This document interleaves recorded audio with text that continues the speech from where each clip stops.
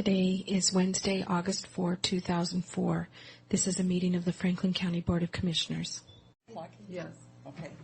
Well, what? I move. There's no consent agenda. Yeah, there is. I move approval of it. Yeah. One item. Be specific.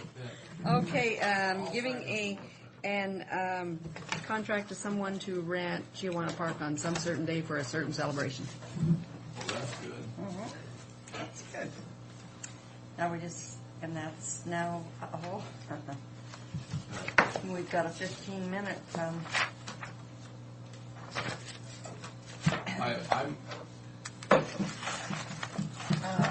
There's Dave. Good morning. I wonder if is Pat coming in with it, and then we can move on with Dave. Get a little ahead of the game here. My deepest apology, I was working on a policy. She's a poet. Please accept my apology because I was working on a policy. Well, almost. And you made the motion for this Yes. one and only we item. might want to be more specific. I motioned it, and Frank, You want to be more It was a specific? little vague. don't let him do it. I made the motion. Oh, well. Would you Yeah, like to let's do that. Straighten out. Okay. I move approval of Franklin County permit to consume liquor on publicly owned, operated, or leased property and to hold harmless agreement for applicant Carrie Agata, representing Ferguson Enterprises, address of 2501 Battelle Boulevard in Richland, Washington, to hold a company picnic in Chiawana Park, shelter number 3, on August 7th, 2004, from 9 a.m. to 9 p.m. with 50 to 100 people in attendance.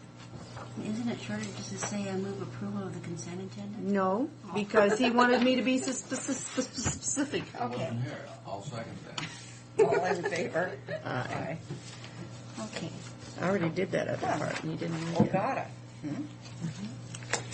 And I have a need for a motion on voucher pulling Which? the one that I identified there. Full warrant number. Okay, is that warrant listed here then? It is. It's listed within. within there. Okay, Between here. okay. All right. I move approval. I'll second that motion. May I have the floor? I thought you had already finished. I move approval of expenditures in the total of $128,023.63 with the withdrawal of warrant number 40927 for backup.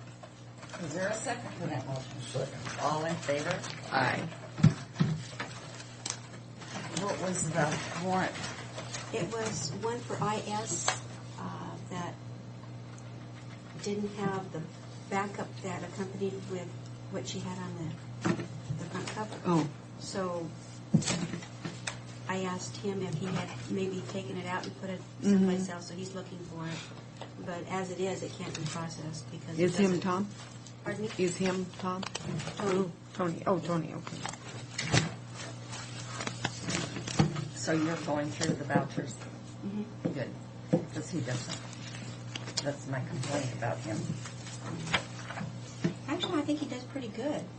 Just every now and then I find one or two. Do not dispute the chairman. Yes, ma'am. Sorry. Okay, Sue and Neva, are you going to the Ben Franklin Transit 2004 Company Picnic, August 15th? We do need to RSVP. That's not this Sunday, it's next, is that Right. right? I need to RSVP to her by this Friday. This Friday? What time is it from? It will be from 11 to 2. I will Yeah, say yes. I'll go. And I need to know if you are going to be attending this Bountiful Breakfast at America Suite. America Oh, Suites. yeah, I want to. And we need to No find. specific time on That would be, Well, that's why Mr. Bowen would like 7 to ask 9. you what time you would like to go, so everybody can all. that's a work day, a session day, isn't it? Yeah, Monday. Yes, but this is from 7 to 9 a.m. But we don't want to August go at 9th 8. through the 13th. Nine. I mean, August Oh. 9th through the We could- 13th, so we you can can go- pick a Oh, day. you can go whenever. You can go Oh. whenever on that.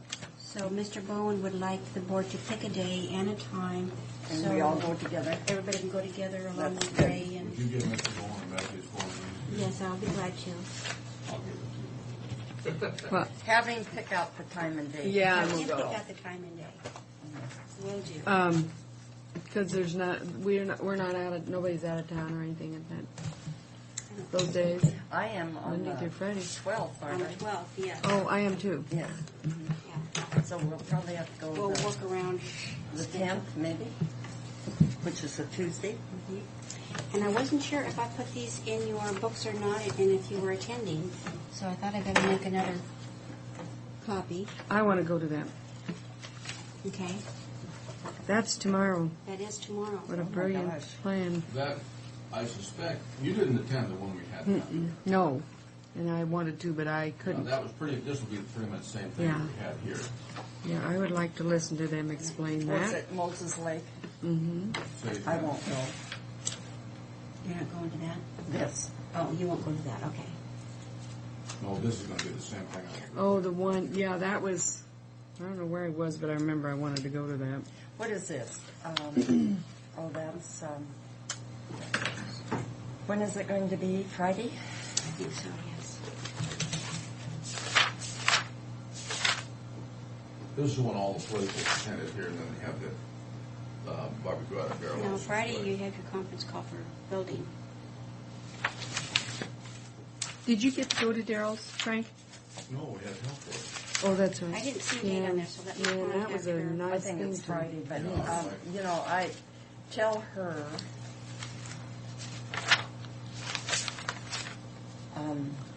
See, I didn't have it on the agenda, so. no, I didn't tell you.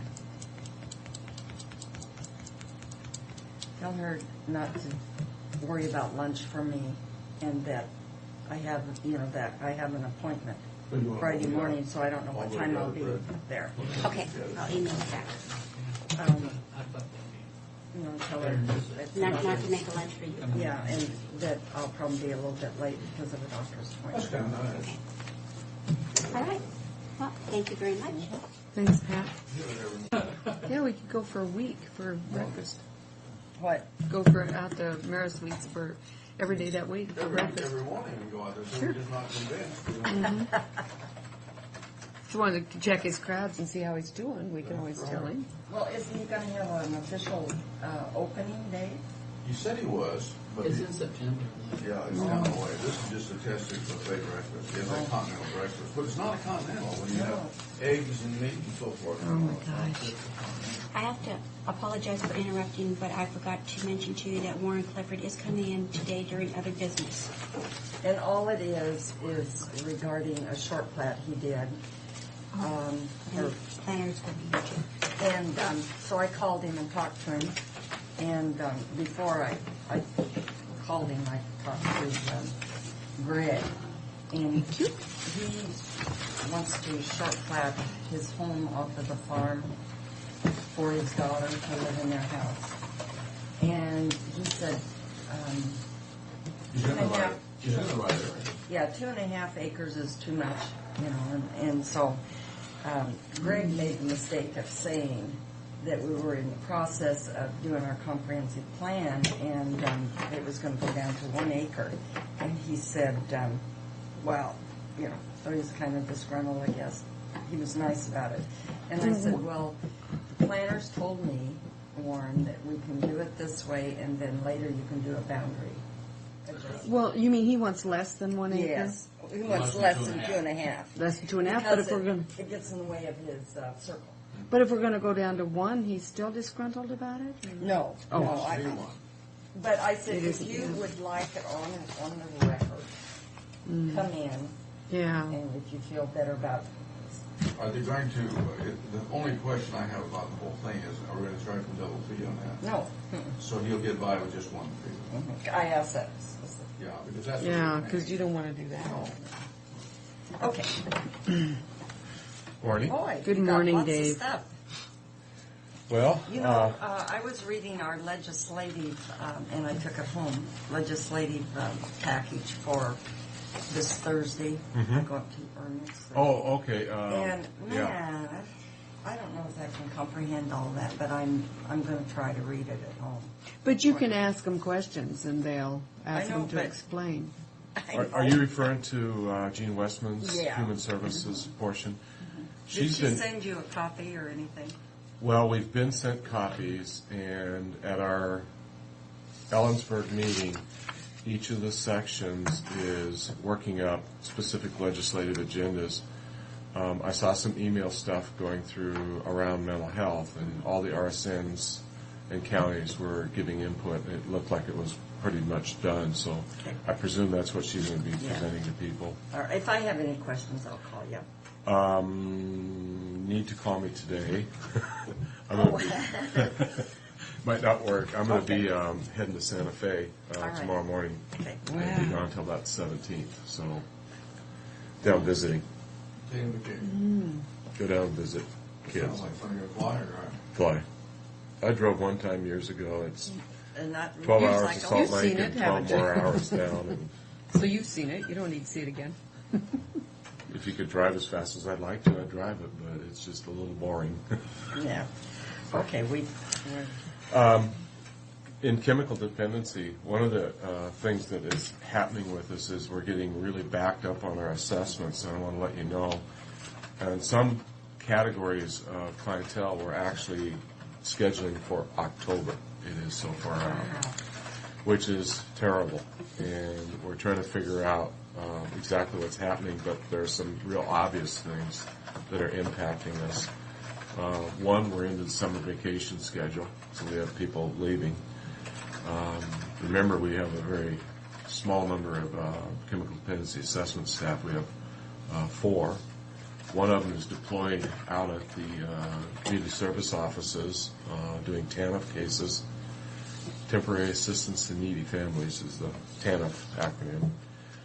And actually, she is now off for medical leave and is in Spokane, probably going to have lung surgery.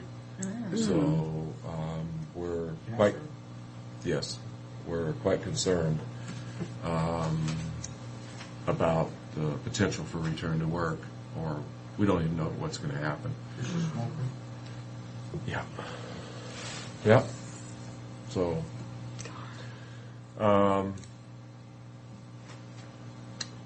just as an aside, Frank, DASA, Division of Alcohol and Substance Abuse, has passed out a draft policy where they would ask for agencies to volunteer to go smoke-free in their treatment. And there's some research that shows that nicotine goes to the same receptor sites in the brain as does cocaine and some other drugs, possibly even alcohol.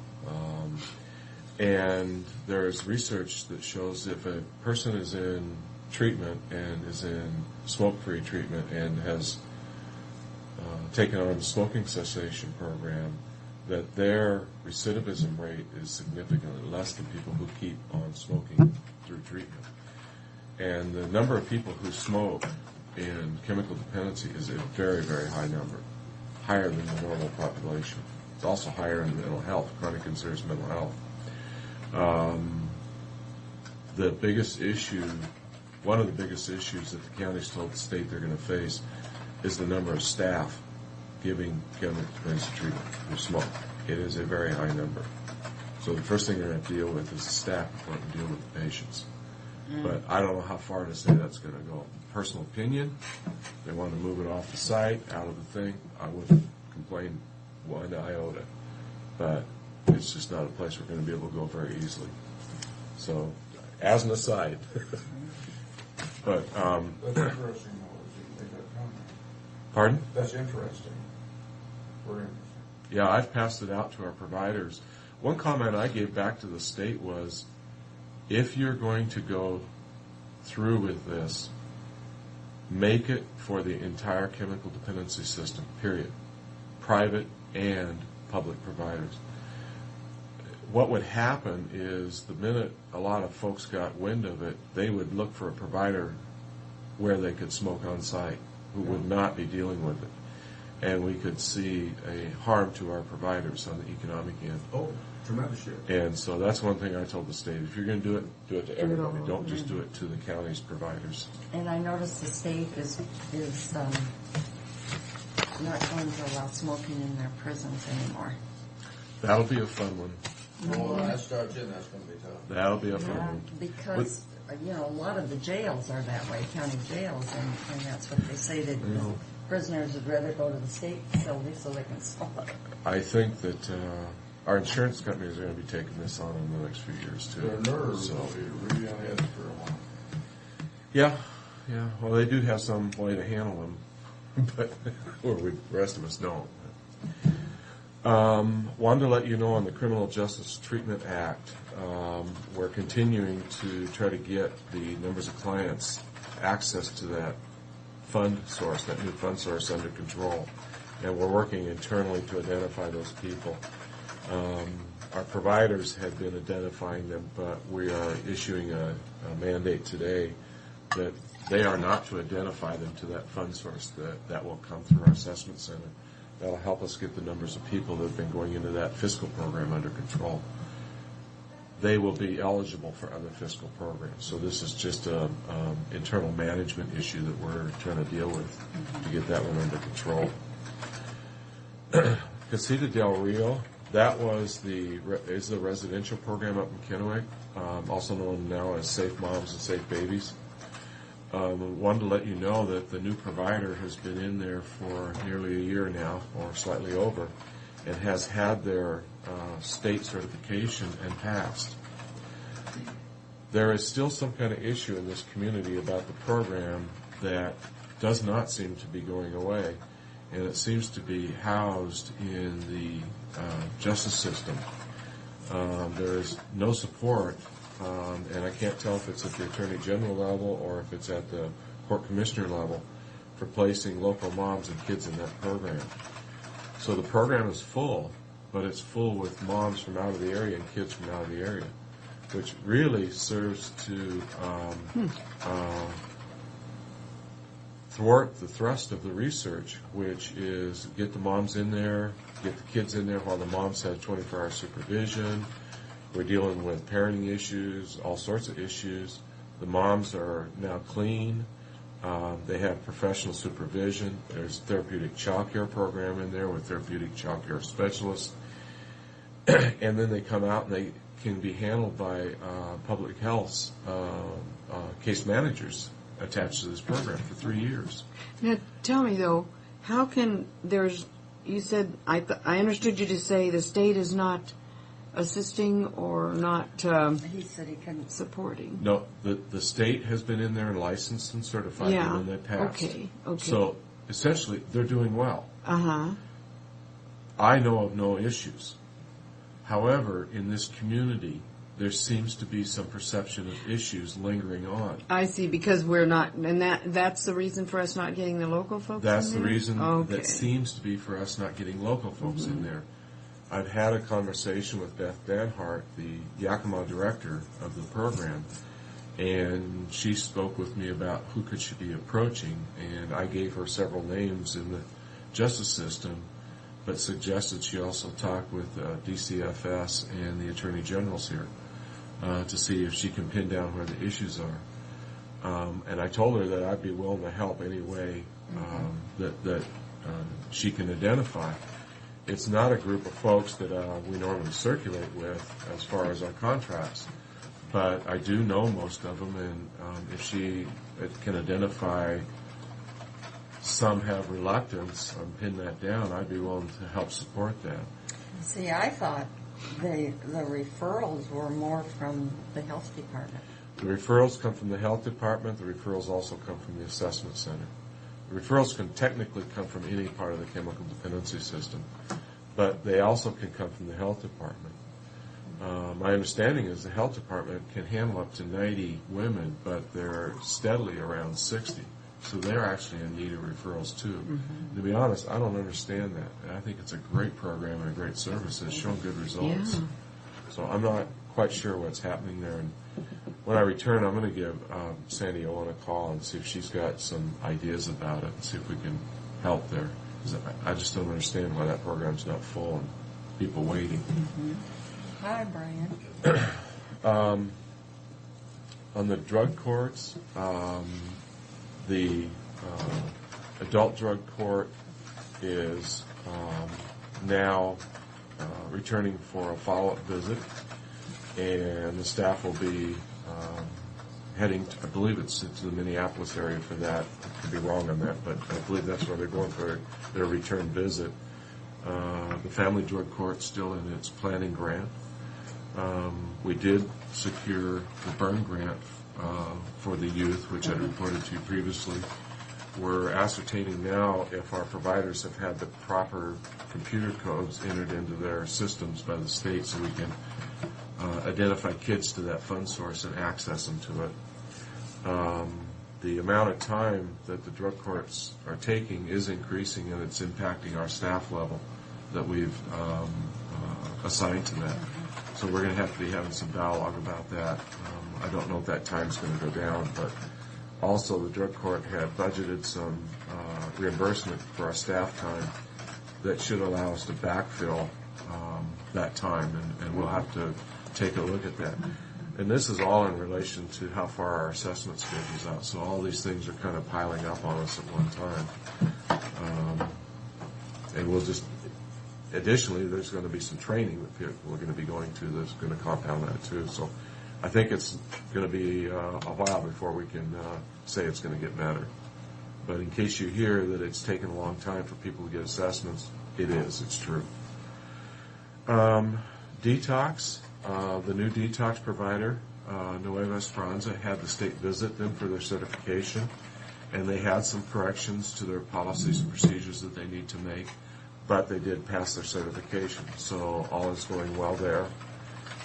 They're continuing to work with some staff issues, and they're short-staffed. The supervisors are working some double shifts that they hadn't planned on, but they're doing it, and they're trying to hire.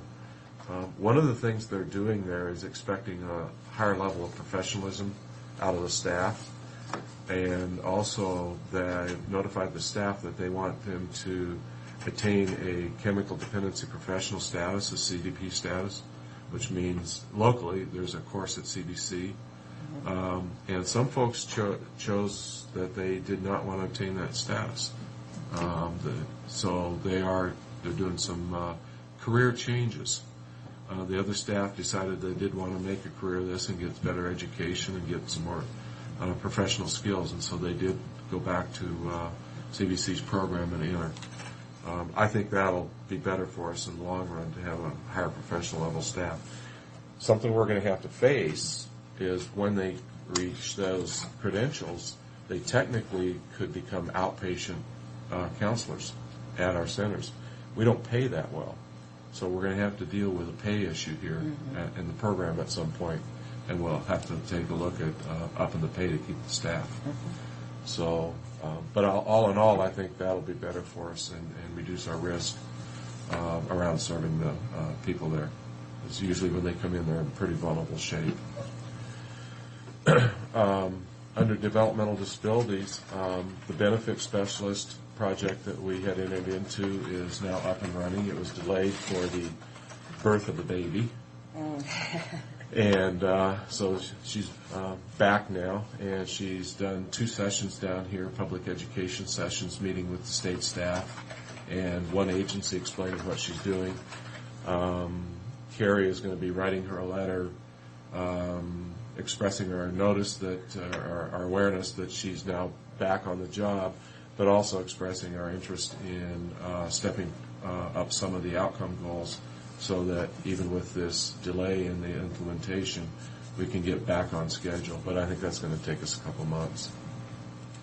Also, she is serving the other counties in Region 2. We know she's been in Kittitas and down in Walla Walla. And so that the regional approach is taking hold. That was our original concept for this. you probably don't recall, but we entered into a special project with some funding we had available in our DD contract, and we're up to 199 people on our wait list now, which is terrible. It's just absolutely terrible. What do you look at, factoring them out, and how long a period of time? Before you can service that number of people? I'm trying to recall, Carrie did a count for us, Frank. We have a couple people from 1997 on that wait list. It goes back that far. Isn't that a shame? And these are adults that don't meet any kind of special category.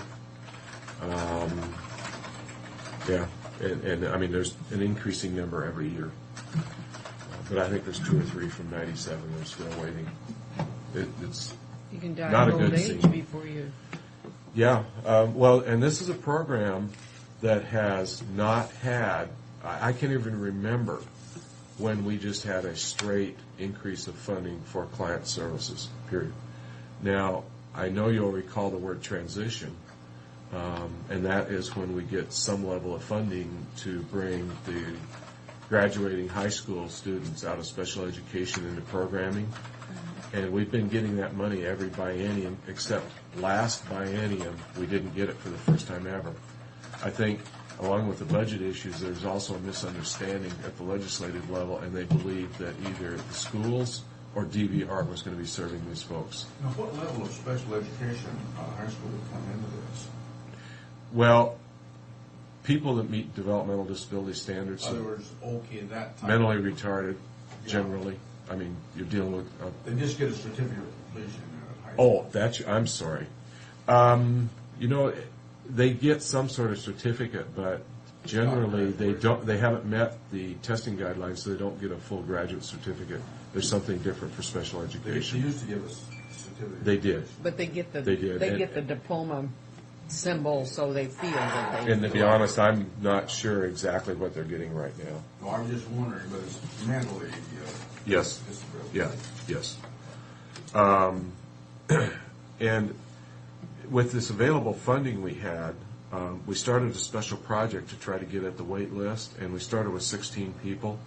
And the idea was that we would kind of bypass our regular system processes, and so we kind of made a shortcut, if you will, a series of them. We started with 16 people, and we had an assessment phase, and then depending upon the assessment phase, they would go into a job search phase. Of the 16, 11 moved up, and we actually got 2 hired on jobs in the community. And we had a conversation with our providers. Our staff feels that this has been a very successful program. It actually surprised us that we've had this much movement with the clients in such a short period of time. 8 of them remain in a job search category. And so we're now talking internally about, can we afford to continue this project, continue these 8 in a job search, and then pick up some more people off the wait list. And the 8, what do they do in that job search thing? Are there any benefits they receive at that time? Well, depending on the person, they may be coming into the agency working on resume building. They may be working on how do they dress for an interview. They get a lot of assistance. They will need staff support to get through an interview. Most of the job interviews they go through an interview just like anyone else. But if they were just left to do the interview alone, they probably wouldn't fare real well. Of course, they aren't interviewing for the same level of job that the average person on the street. Probably not, although there are some competitive jobs that they are interviewing. Is that right? Yeah, I mean, they're entry-level jobs. And I know you see some people around town that are employed in this project and get support from either Goodwill or Columbia Industries in different grocery stores and different businesses. Walmart. Yeah, could be. Food pavilions had one certain gentleman Yep. for a very long time. Yep. So, these folks are kind of going through those processes. Also, the waiver, and last time I was here, you asked me how many were statewide. Remember the sheet where we had penciled in what the Benton Franklin numbers looked like on the top? We got on the next sheet the region numbers, so you can kind of have a perspective. So on the sheet with the pencil numbers, that's Benton Franklin's, our best guess, how many people are eligible in those different waiver categories. That's the combine on those. Well, on the basic waiver, it's estimated 148 people In both counties. in both counties. Yeah. Correct. Yeah, we don't split it out. I'm sorry, Frank. Yeah. And then in Region 2, you can see there's almost 300 on the basic. So Benton Franklin has about half of the region's numbers. And then you can compare Basic Plus, Care Waiver, and then the Community Protection. We have 8, I believe it was 9, of the Community Protection. Of the Region 2 is 33. So that's kind of how the numbers stack up, and we were able to get these numbers from you. Right after our last meeting, we corresponded with Olympia and got these out. Now, these were the numbers when we got it, so it was early in June, so obviously they'll be changed. But that gives you kind of a perspective for the DD waiver system. By the way, the 10,400 figure total is about a third of DD's caseload. So 2/3 of the people are not on the federal waiver. They're state only. And one of the risks in this program is when the state signed that agreement with the feds, they essentially signed an entitlement. And there's a state plan of services. It's a listing. And these are the listings. Technically, if this group needs these services, the state cannot refuse. If somebody in a basic waiver needs more services than a certain category, and I'll point to the $6,500 county program level, if they needed to move up to the $9,500 program level, they could only move up if there was a waiver slot open somewhere in the state. The state has a set number of limits of waiver slots. That's how they limit their risk, their fiscal risk. DD's response would be, we don't have, i.e., we don't have an open slot. We can't serve you. Our only recourse is to terminate you. I personally think it's not a good system design. That's totally But- counterproductive. The state put it together to limit their risk. They did not, in my opinion, my personal opinion, put this together to be a state service system for the entire community. This is for the people they had on federal funds. It was to answer audits and the risk of the financing spiraling out of control. But that's not going to solve many problems this way. It's going to solve a problem for 10,400 people, and if they run out of money, the risk is they go into the state-only plans, pull their money to fund this program. Can we go quickly through the mental health? Yep. Let me make a note so I bring this other one back to you next time. Oh, which one? Parent coalition, but Oh, that's okay, sorry. I can bring it back. Wanted to let you know that we are in our preliminary discussions with Lutheran Social Services, I shouldn't say Lutheran Community, should say Lutheran Social Services, and Walla Walla Human Services to develop a children's diversion bed here in the Tri-Cities. We've identified that there are a number of youth in between 9 and 14, 9 and 17, going into the psychiatric hospital for lack of a diversion bed, and youth could be pulled out instead of staying in the hospital, waiting discharge at other sites. All three parties, ourselves and the other two parties, are very excited about this. This pencils out extremely well. We're looking at $1,000 to $1,500 a day in the hospital. We're not looking at anything like that on a monthly basis to the program. We're starting with one, but I would suspect about the time either Benton Franklin or Walla Walla has somebody in the bed and we need someone else to go in, we'll be talking to them about increasing the beds. I would expect we'll go to 2 or 3 beds in fairly short order. And we have, Lutheran has some foster parents that are experienced and they're interested in doing this. Oh, good. Wanted to let you know that Ray, Klickitat County Commissioner Ray Thayer, is very interested in the inability of Greater Columbia to access the psychiatric beds at Eastern State Hospital. He has been following this at the Greater Columbia level for some time. He is wondering whether the Spokane County Commissioners know of the circumstances this presents to the rest of the other RSNs in Eastern Washington. So he has proposed that a letter be sent to the Spokane County Commissioners by the county commissioners from Greater Columbia. And so he is working with the RSN staff and Rick Weaver from Comprehensive Mental Health Center to put together a fairly, we hope, innocuous letter offering to sit down at the commissioner-to-commissioner level to discuss this. And he's looking for it to be signed by all the commissions at some point. So I would suspect that sometime late this month or early next month, I'll have some sort of draft to bring to you. Well, now, is that fair? Has he been in public health as a professional? I can't answer that. I don't know. You know, some of the small counties have the departments rolled together, and he very well could be. I just don't know how they're configured. I believe they're also one of the real small counties that moved their human service department out to nonprofits and placed that responsibility in the nonprofits through some sort of an agreement, like Kittitas did, and Columbia did too. Well, in Yakima, basically. Well, no, I'm thinking they're Not public Yakima. health. Yeah.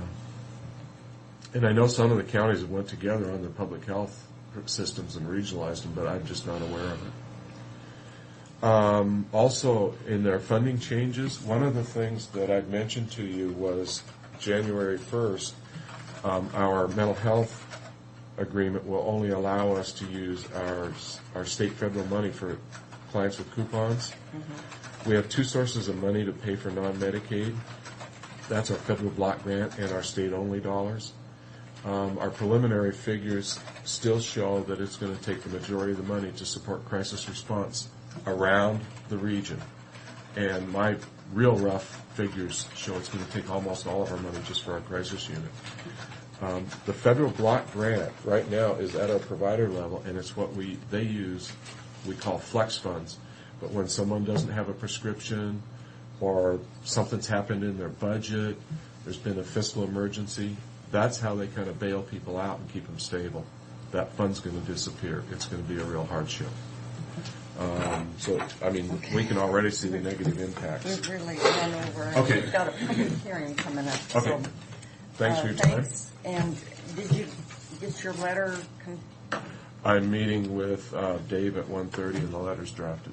Oh, good. So you can Follow through. take Yep. off on your trip. Have Yeah. a good vacation. Oh. Yes. Okay. You leave now, Fred. Was Kevin Carley coming in on this ordinance? No. It's pretty simple. I think this is the originals. All right. He said he wasn't. Pardon me? I asked him. He said he wasn't going to come down. Okay. I didn't realize we had something. It's just housekeeping stuff, basically. We had two bridge jumping ordinances we needed to get rid of. We had what? Two. Oh, Yeah, two. well, this new boating ordinance that we just passed actually has a bridge Oh, jumping ordinance in it. okay. It was still the old bridge jumping ordinance. So this is just, So what we're doing is rescinding that. yeah, Is that rescinding that older bridge jumping ordinance. Just housekeeping stuff, really. right? Okay, I'll It's go going ahead. to be not illegal to jump over bridges here. Yeah. I will open the public hearing, and for the record, Commissioners Brock, Corcoran, and Miller are present, along with Mary Withers, clerk of the board, and Brian Holtgren, deputy prosecuting attorney, and no one is in the audience. And with that, Brian, you can restate your. Oh. This bridge jumping ordinance is an older bridge jumping ordinance passed back in, I think it was 98. Initially, we felt we needed one back then. However, we enacted just recently this year a new boating ordinance because we felt like we had to have a. There you go, this. No, that's your, I have other things. Oh, do you? Okay. You have your public hearings. We're making it illegal to jump over bridges. Illegal, right? No, it's legal, it's illegal, we repeal our ordinance. Anyway, so basically, the bridge jumping ordinance and that boating ordinance will be the one that's in effect just to keep all that together, and this older ordinance will be repealed. Okay. So with that, I'll dispense with the public comment and ask the commissioners if they have any comments or do they want to make a motion. approving I this. have no comment anymore now that it's explained. I was wondering why we were gonna. Yeah. No, there'll still be a bridge jumping ordinance. The exact same bridge jumping ordinance. It's the same language in the voting ordinance. It's just all together now. We need that ordinance. I move that we repeal ordinance 598 as specified. I'll second that motion. All in favor? And adopt ordinance. And Oh, we haven't adopt adopted the other And- ordinance? Isn't this an ordinance also? Yeah, It this says is to take testimony against repealing ordinance 598 and the ordinance, it just specifies the one ordinance I here. know, but this is our new ordinance implementing that. We do have the new ordinance here? Yes, Oh, it's 10. But it All doesn't, right. it doesn't, all it says here though, is just. okay, read that one then and you'll be okay. Maybe. Okay. We can adopt one in the same motion then. Okay, and adopt ordinance 10-204 as specified. I'll second that one too. All in favor? Aye. Aye. Motion carried. Thank you, Brian. I don't know, I get one more thing on my plate. I may want to waiver that just for a moment or two. Oh. No one breaking laws. Ordinances. What bridge you're going to. I have three things to talk about. One is our litigation updates first of the month, so if you want to do that now, Bye, if you want Brian. to wait. Thank you. Thank you. I don't know what your schedule's like on that.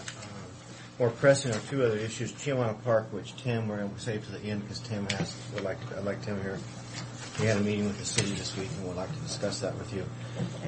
And then your staff called on the housing that you mentioned Hey, last Tim. week and asked whether you guys wanted a interlocal with the city or if you wanted a, what was the choices you had? Clark County, we have an ordinance in Clark County, and we didn't send it up to you. Your staff called me and asked which one they wanted, and I didn't know, so I said I'd bring it up to your attention and ask which way you wanted to We go. have to have one. Clark County appeared to be the best, and we have to have. How was it changes formatted, do you know? and look at it. Pardon me? How was it formatted? Was it formatted as a ordinance or was it formatted as a interlocal? I can't answer that. I think it's formatted as an ordinance, but I can't think answer. Pat needs. She just needs direction. I said, I have no ability to give you legal advice right now. So We haven't sent it up to you, Steve. she called Okay. and asked questions. I I know you didn't set it up.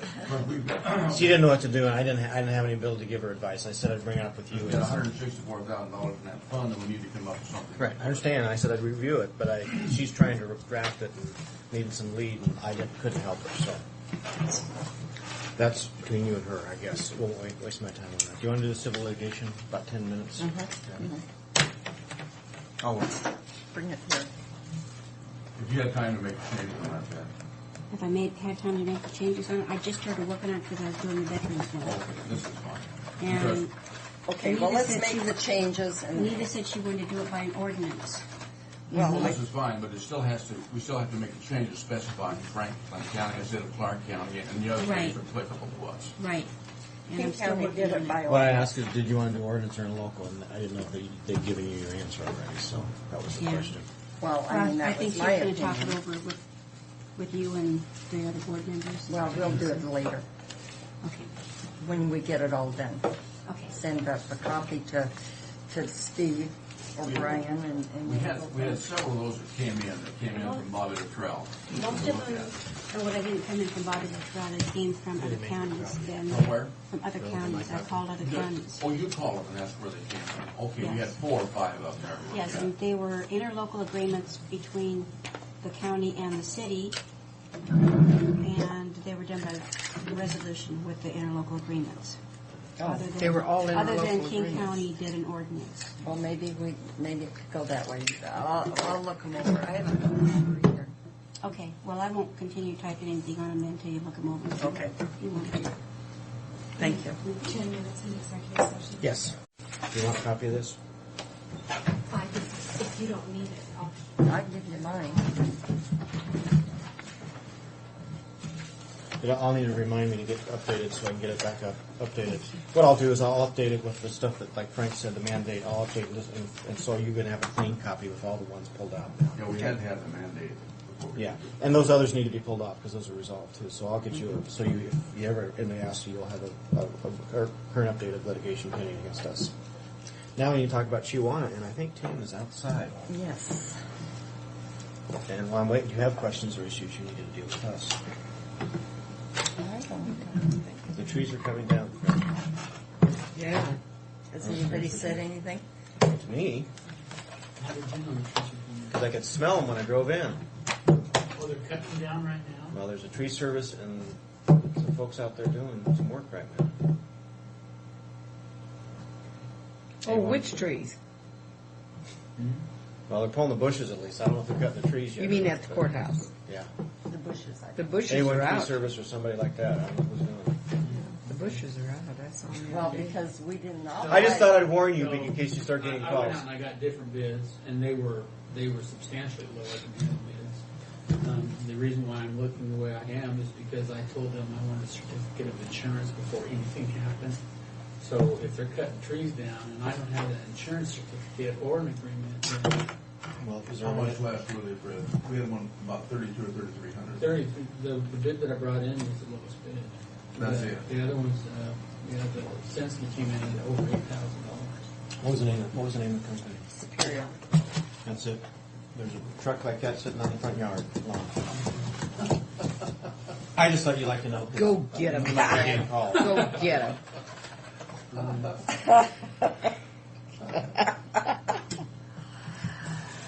Oh, I'm not going to be available till.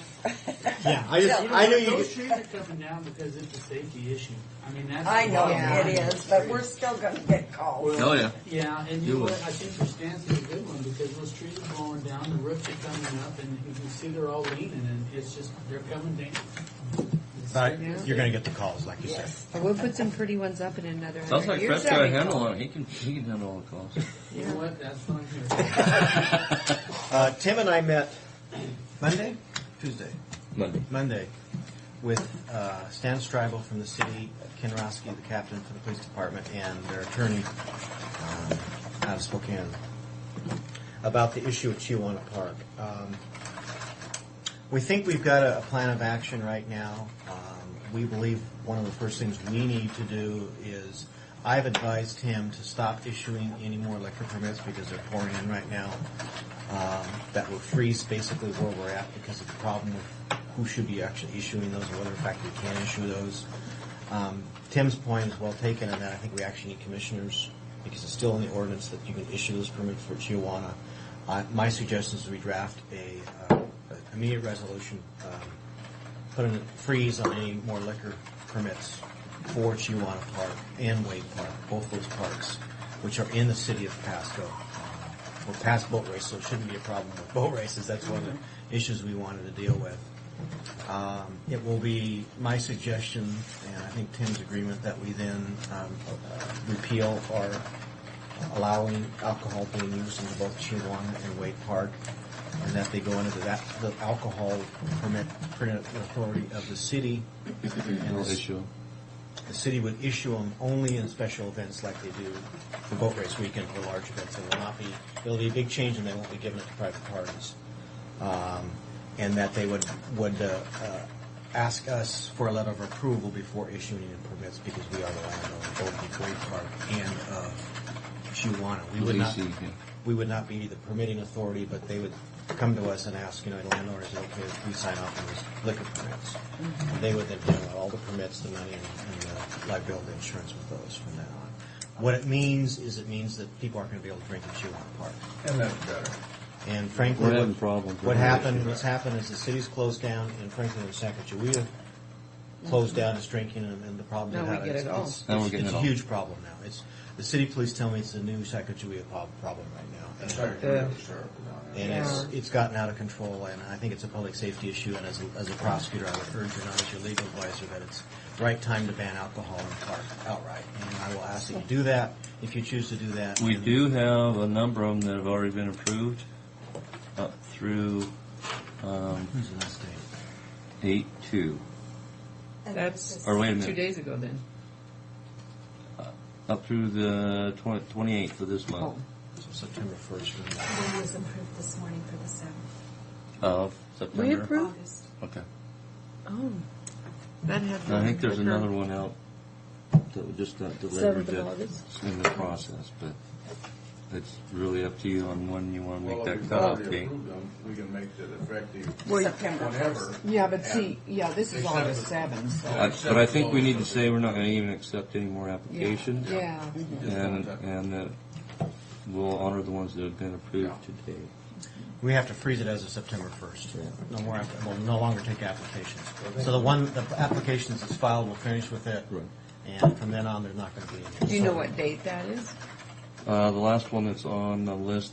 No, I mean the one that's getting ready to. I don't know. I can find out. I think she has Would it that up be front. one that we don't approve or we do? I'll go because- back. You'd have to, well, you have the ability to revoke all these permits. My Yeah. suggestion is because of I'm not the interested in problem, doing not that. only legally, but the problem with the issue with that sort of a timeline.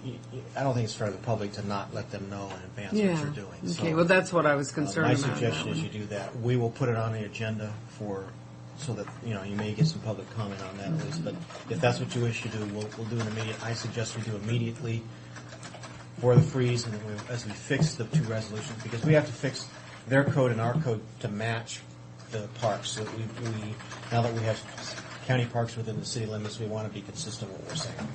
Okay. Is that plan all right with all I three of think you? it's good. Yeah, that's good. fine. Steve, is your office preparing the resolution or is ours? We might give a shot at it. I'll see if Brian has time to do it. Thank you. We'll see if Brian can do it. We'll try to get it done by Monday. You're meeting Monday, yes? You're meeting Monday? Okay. And the only concern is that outstanding one. And frankly, even if we put a freeze, we can put a freeze effective that date and we no longer take any applications. Well, should we make a motion, have it at the record? Well, I don't know that you can do that without some kind of public notice ahead of time. Okay. So then we will not be doing it by resolution, but by ordinance probably, huh? Well, I think you can do it immediate by resolution, Okay. and my suggestion is the ordinance then address that the resolution will be pending the adoption of an ordinance. And the issue really is, and the resolution is, our ordinance and the county city ordinance are not consistent. And there is an ambiguity whether we can in fact even issue these to begin with, based upon the city's banning liquor in parks within the city limits. And it's a question, frankly, whether we fall under it or not. We're not arguing that. Why be in conflict? We're not. There's no reason to it. Yeah, and I want Tim back for the other issue that we need to talk about too, real quickly. It's hard for the public to understand a park in the city having two different rules, and all with one park having alcohol, you're just going to get that's where everybody's going to go Yeah. that wants to drink and party. And that's what's happening. Away from the purpose of having a park. And that's what's happening. Are you going to that? Mm-hmm. Would it be good to do this everyone today then? You gonna go? I don't know what the dates are on it. It's- August 7th. yeah, It's another it's coming. August 7th. This list reflects all of them that we've received. They may have not necessarily approved them yet. But my All that are suggestion, in we'll the draft a resolution to freeze it Monday and freeze it effective September 1st for any activities. Right. I just checked, and these are all of them. So that by that date, you'll have processed all the ones that were in. And then we in the can file. advertise. Well, then we have to draft the ordinance because we want to make it consistent with the city's ordinance. We want to meld those two together. It will be repealing our current ordinance, so then we would have to advertise for that and proceed that way. So But can basically, the resolution will put a freeze. freeze on everything. Yeah, exactly. we And the freeze will be on the publicize basis the basis of the legal ambiguity between the interpretation of city and county code. Okay, so we can publicize that part? Yes. Yes. Then there's issues with closure time too. Yes, but- that's the last thing I want to So do. in essence, we've done everything we need to have done by Monday. Right. Really, it's frozen everything, and then basically we're going to follow up with making sure our code meets theirs and that the permits. It'll still allow alcohol within both parks. What's it, Wade Park? Wade. Chihuahua, but it will be a much more restrictive. It's the city's version By rather than special- ours. by special. By special The permit. city And they- views it. They issue alcohol permits for community events, not your. If you want to have a Like a family personal reunion out there, you're not going to get them. Yeah, they have It leaves it open to the board. right, Boat boat races, races. the blues festival they have downtown. That's how We they allow had that. Those sorts of things. wakeboard competition out there once at Chihuahua Park. We allow that. It would be a good flexibility if we had an event out there that was not personal in And they'd nature. have time to come in and get the permit and go through the phase. Right. Yep. Because it's Just, gonna be scary. just like water follies or the people downtown. You're going to be signing a development. big contract with them, and whoever. The second issue we talked about was the curfew at the park, and then the law enforcement's ability or inability to enforce the curfew because the city code is 10 o'clock. I think Tim's advice and my advice is that we make it 10 o'clock. What is it now? Dusk. It's Which dusk. he says is pretty much Dusk is, you unenforceable. can't, how can you trespass somebody on dusk? What time is dusk? Oh, yeah. So my, Right now, yeah, it's changing. I did changes talk to- every day, so I mean, I did talk to our park caretaker. Since we don't have lights out there, he's suggesting that 10 o'clock is too late, actually. I think we need to talk about it a little further. we need to set it. Well, don't we need to be consistent with the city? Well, the city has lights in their parks. They got a grant. Everything's They got a lit. grant to put their lights in their parks. Wade Park is already signed at 10, which conforms to what the city does. And there's no lights there. But, you know, well, I don't know. I wouldn't be What? jogging or walking by the river at 10 o'clock at night. Where our park People caretakers come come from. off the river at 10 though. Yeah, that's true. Some people are because people are out there on that river Because thing it's when it's cool. dark. You can hear them, but you can't see them. Well, it'll still come We're having out. problems getting people Yeah, out that won't be- of the that park won't so that be they can a problem. close it right now because a lot of them come in that late because it's cool and they play volleyball or whatever, and they always have to get that last point. It's the winner, but they're spending a lot of time chasing people out now.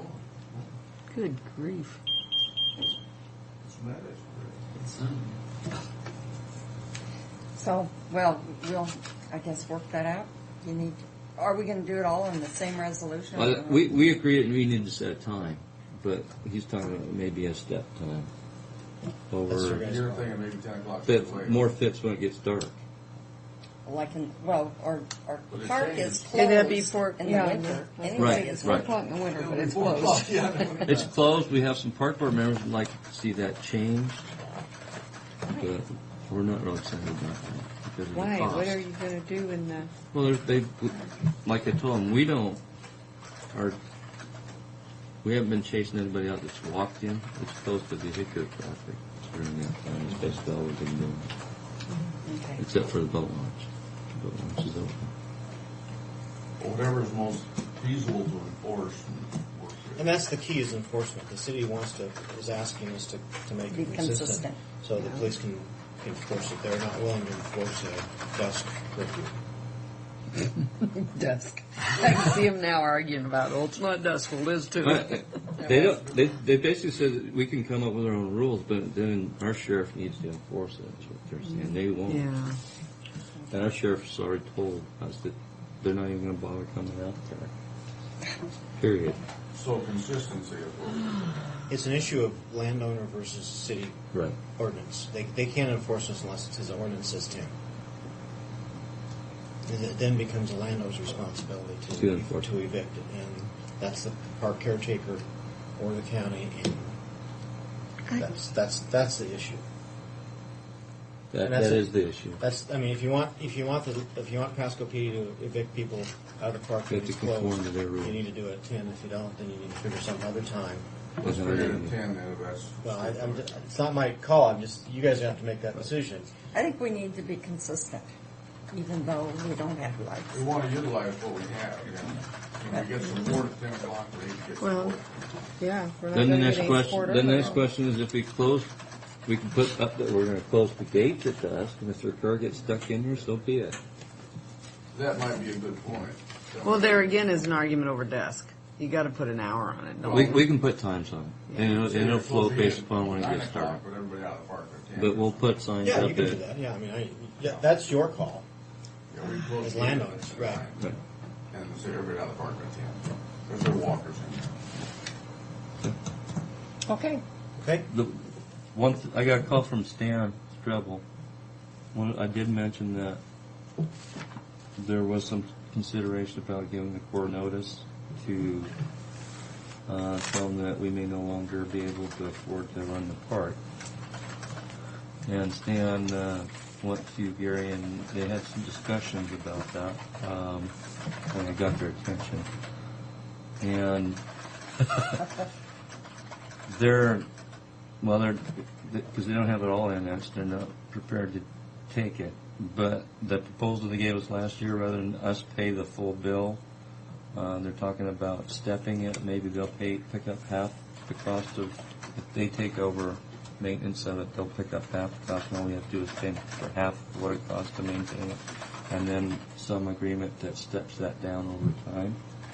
Last year, that was kind of a phony deal, because we would only save Yeah. about $5,000 Yeah. on this thing. It wasn't worth Well, doing it. are they going to do their maintenance like they did out the track? Because they weren't Well, too on the job. it's one of those things, if you turn it over to them, they're going to maintain it like their other parks.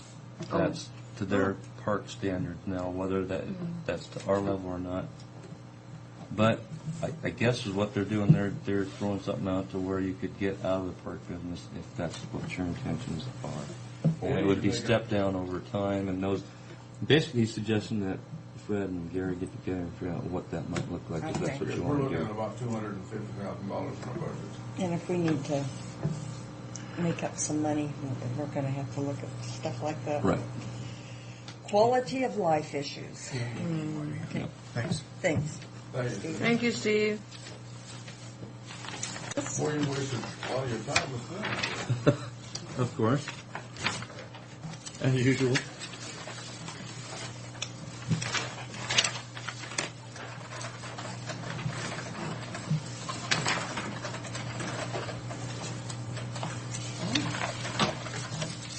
Oh, you're past your time. Very much so. Goodness. That's on the. You're going to have to be more Well, we punctual, covered alcohol Tim. enough already. What's that? You're going to have to be more punctual. Well, okay. I think I was, but I got booted out for 10 Well, minutes. Ray, this will work because of Fred. Yeah. I'm quick today. Okay, I move the approval of the voucher for the Food Reserve Fund, the amount of $116,414. I will second that. all in favor? Aye. It closes Friday. As soon as we get the deed, I can do the vouchers for payment. We did get an extension, but they made it quite clear this is the last extension we can have, so we need to get this done. Otherwise, we lose the grant money. It goes away. Irwin. Yeah, I know. No, it was just a statement. They wanted to make sure that we knew that this was the last extension of time they're going to give us. But we're doing the They're voucher. doing the voucher right now. So it's a non-issue. I just wanted to make sure you knew that. Then while you're gone, we added some more work for your workload. Mark, caretaker. Hey, I'll take that job in a heartbeat. You can't move out there. You can't. Getting with Gary, Stan heard, or at our meeting I mentioned the fact that you were talking about possibly issuing a letter to the court, giving them a year's notice. We went back to Gary, and while they're not in a position to take it over right away, they're willing to, based upon the estimate they gave us last year, rather than the county pick up the full bill of them providing maintenance for the whole park, they would split it with some agreement to step that down over time to where eventually the county's totally out of it. Our situation on this thing is, Tim, though, we may not have any choice on this. Right. We may not. But That doesn't go. they suggested you get with Gary and hammer out what that might look like. Yeah, Gary and I talked about that last week. And he was the one that suggested it, because I told him we couldn't afford it anymore. But we didn't have any lever last time. Last year, they were going to help. We didn't have an agreement where we could get out of it. No, this is true. Now we do. Yeah, now we got a lever. But I still think they'll look at sending this. Is that you? Well, I do too. That's somebody's out there, I think. That- You have a, At least that gives you the opportunity, if you have to, to get out. Yeah, without we having- need to come up with a lever and send it. Mine just buzzes. What we call it. Well, I think if you put in there that you're working with the city for that transfer to take place to them, they'll understand, rather than if you just send a cold letter that says we want out. You could probably draft one that basically, Just so that I'll notice, so if such a thing comes, then we're looking at some pretty serious implications here, not too long down the road. Kate, could you put mine on some kind of a sound? I don't think mine. they're not working. They're not working right now. I just give Bridget mine. I went in and paid myself twice, and they're just not working. Mine worked. I got paid this morning Well, yours I is the only one.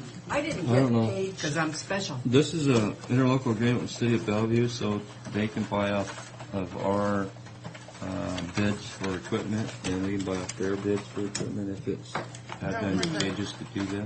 Where's the numbering machine? What's the resolution number, Mary? 2004-358. I move the approval of resolution 2004-358 as specified. I'll second the motion. Aye. Aye. And that's it for me. We already talked about alcohol for me. Alcohol. Very good. Haven't heard any more on our little ribbons yet, huh? They were short the support ones. They're in now, so we should be getting them in the mail anytime this week, and then I'll bring them in first thing. My son informed me this morning he was going to have to resort to stealing them off of other people's pickups. I suggested he not do that. Didn't You seem know, like my wife's office wants to buy some too. Well, we'll take other you orders. could go into the business. You might get some more orders from me too. Okay. Well, if you have more, let me know when I deliver, and I'll just take and we'll send off another check and get some more in. In fact, I'm going to a function on Sunday. If you know how many you want, Do I I sign will see this? if I can. then maybe I can pick them up then. I'm Okay. sure they'll be available. Do I sign these or you? You say Am I the purchasing manager? no, but I'm not either. Well, ultimately you are. That's the city of Bellevue. Okay, so approved agency meeting? Yeah. Meeting. I didn't fill in any rest of it. I probably should have. Yes, you should have. We will. I will. Just leave it blank. Frank, how did they go Sunday out at the fairgrounds? Did they get a big Oh, crowd? they had a good turnout. Did they? Yeah, they had a big turnout. I ended up being a judge on pies, jams, Oh, bread. was that tough? Did you have to taste them? Well, with something like that, is that the level of a celebration that we could have at the track to start out? I've been wanting the same thing because it was so hot out there. And I don't know what they charge, and this is what I've been trying to find What out. was it? I was in the paper, $5. Yeah. No, what they charge them. Oh, charge them. Because you gotta read this thing and enter into it. The Cathedral of the Desert put this on And then I'll make it for the children in the In Honduras. But what I was saying, what I was thinking about, not affiliated with Cathedral of Joy, but if this would be similar to what we'd start out our 4th of July. oh, that type of thing. With those events, it sounds like It was a nice event, and the way people came in, there were a lot of people there, and I can't tell you. Well, you get a lot of them with that church because they have a whole lot of people attending too. Yeah, You know, they have real good participation. But they had a lot of people that were there, and everything was donated. If you wanted to have food to eat, then you bought a ticket for $5, $10, or $20. And every time you got something, they just checked off on that ticket. what have you got? I need to interrupt and say that warrant 40927 is okay. The backup was there, but we need to have a note on it saying that the computer maintenance and office supplies were actually split. If you add the 5266 on the one invoice and the 2704 on the other, it totals 7970, which was on the invoice, but it was just hard to tell because it wasn't written that way. Well, I did here, and we will on the paperwork. Well, we need to have that included. But you need to move to approve that. Yeah. Payment. warrant. That's so moved. warrant. Okay. Number Is there a second? 40927. There is a second. All in favor? Aye. Well, now where is that paying for? She said office supplies was from IS was one of the items, and computer maintenance was the other line item, that they had to split it out and pay for them. And apparently the AS400 does it different than if you were doing it manually in the computer, so... Well, Mary, I guess that isn't my question. Okay. What is the voucher for? I would have to pull it Not again and how tell it was paid. I would have to tell you, it was for computer maintenance and office supplies from Office Max. Oh, paying to Office Max, okay, Mhm. all right. Okay. Ray, sorry. But you'll cut in, you can cut into, We're really quick. well, you know, That's what I'm working on. Fred is next. So we can go into Fred's time. This is one of those pen deals. Pardon me? Pen disappeared. Here you go.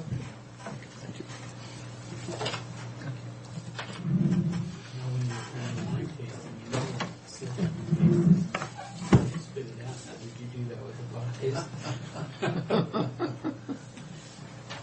No, I'm big. Usually they'll get rid of the dredges if they keep swallowing.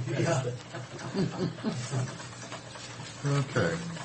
Today, just to go over the event update of what we had this past weekend, what's in store for August, and then to go through a review of the July revenue. So, we had the Pasco High School reunion social in our expo hall Saturday or Friday night. That went really well, and What kind of poor turnout? 120 people out of 340, I believe they said, was in their class. But they were very, very pleased with They the were way pleased with it. they all had a lot of fun. They drank for our benefit well, and people left happy. Well, good.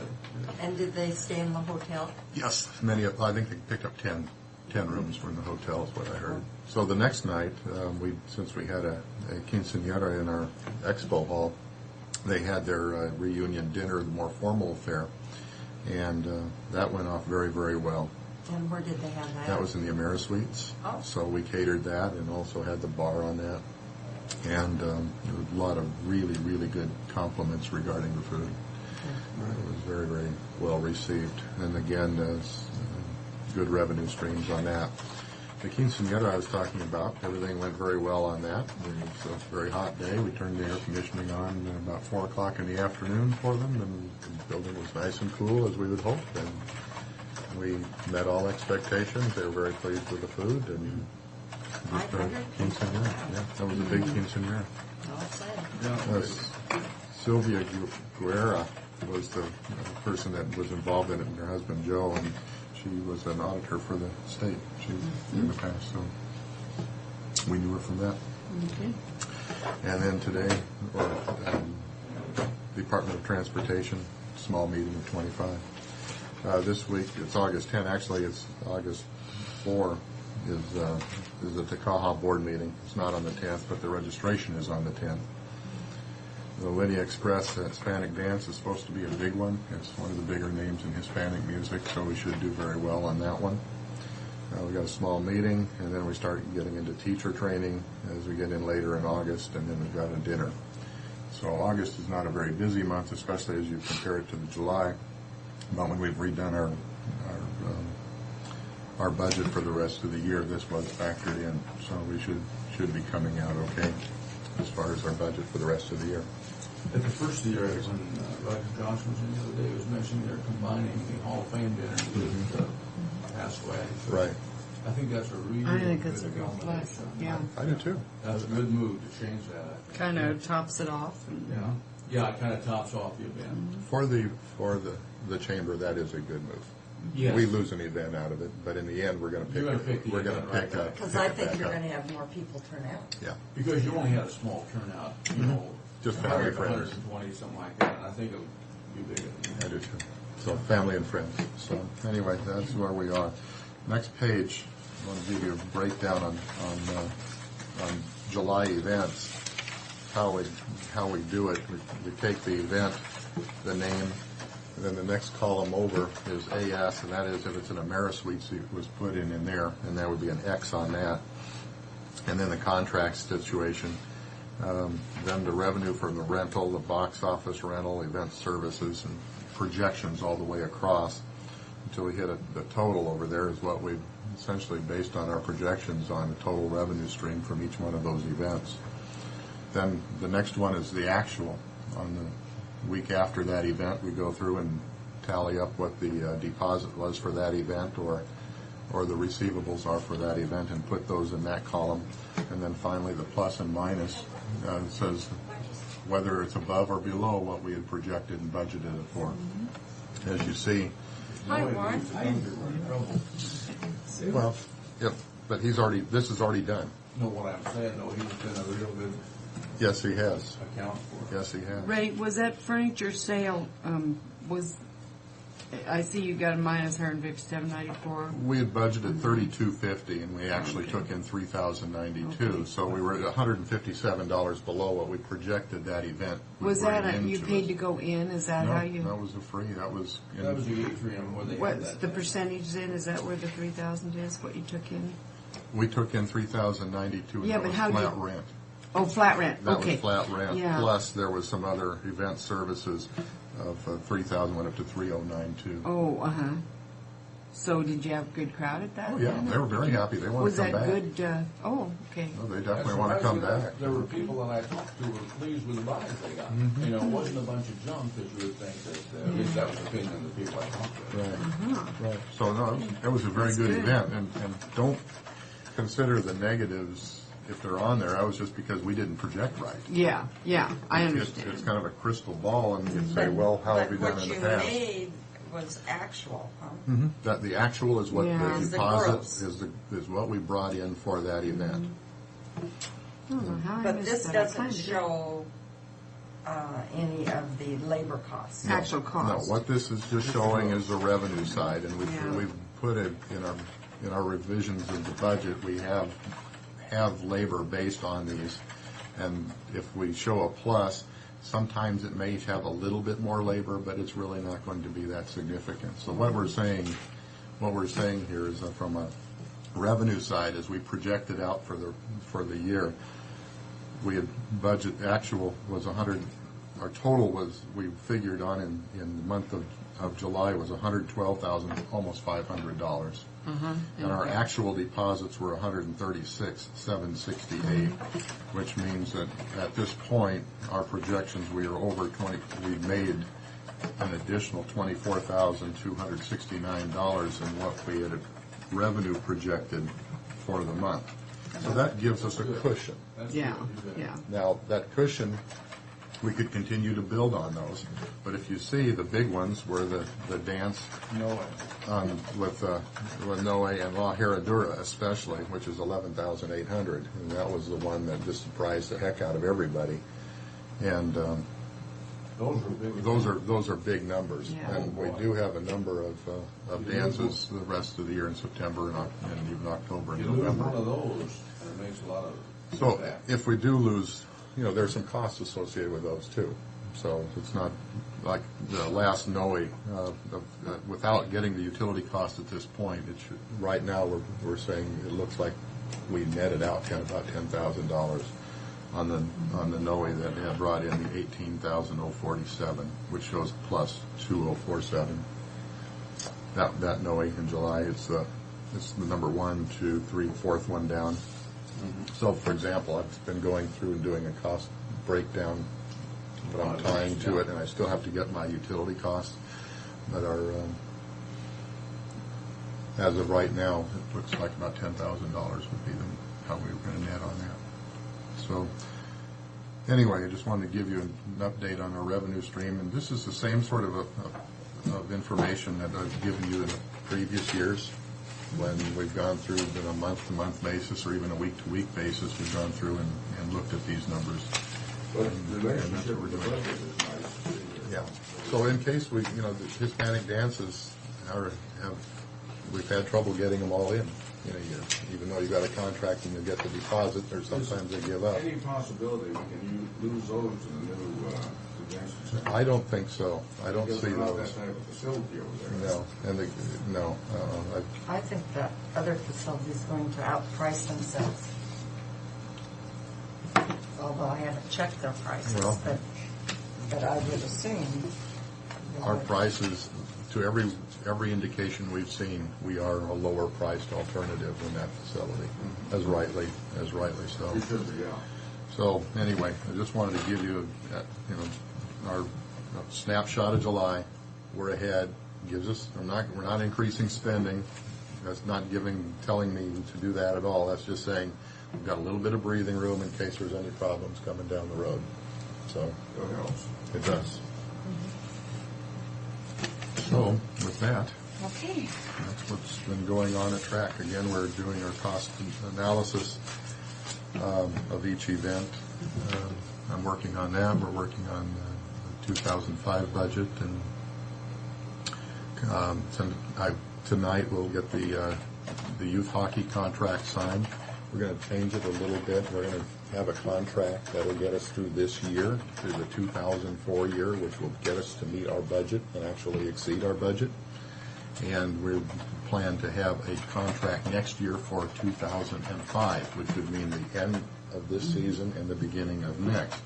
To go on a year contract which fits our budget as opposed to fits their schedule. And that revenue stream would be $125,000 in rent as opposed to the $104,000 which we've had in the past. So it's a very significant increase for them, and we should have that contract done tonight. Good. Is that facility on Sandifer's building, is that got ice on it, or? No, there's nothing in that other than mold. Is that right? Well, that was the last we were in there. I mean, it's, I believe they're using it as a park and ride kind of a situation. Well, that's why I asked. See, Yeah, I believe that's what's going on. But there's, we have occasionally seen people walking in and out of the building, but to what extent their interest is or whatever isn't known. And all the Why should somebody pick that up and do something with it? well, it would be good to have a building, not that ice component. I don't think that would. Anyway, I don't know. But lots of other things they do. Okay. okay, thanks, Rick. Thank you. Thanks, Ray. You're back, because Mr. Warren is here. Or Clifford. Warren. Yes. And Mr. Warren. Warren Clifford. And I relayed, what the situation was, but maybe, did you want to just make a statement on the record? Sure. So why don't you come up and sign in on the book, and I told the young fellows behind you, the planners, that you were going to be coming in and to put it on record officially. And Mr. Brock asked the question if, when he does and when he is able to do a boundary line adjustment, would there be a cost associated with that? And I couldn't answer that. And how much it would be. Double cost here, and I know this is something. Well, I mean, it's a cost that's, Other than, go ahead. I mean, we're dealing with a situation where we have An ordinance that we're dealing with with a now. requirement on lot sizes now, but we're looking at changing, and it might be a year from now, 6 months to a year from now. I mean, if it gets changed. If it gets changed, that's just a We just originally talked to the planning commission about it last night in a workshop. It's What just we're looking denied. at cost, so, whatever. What is it private now? Surveyor. Oh, a surveyor would have to. survey cost, the Yeah. actual cost of doing Yeah, an application or office for boundary line adjustment is $100. But you don't, there's You not have to hire a, a surveyor he wouldn't be double charged, I mean, like Well, you can charged, charge an extra $100, we can waive just be $100. charged when he did it, right?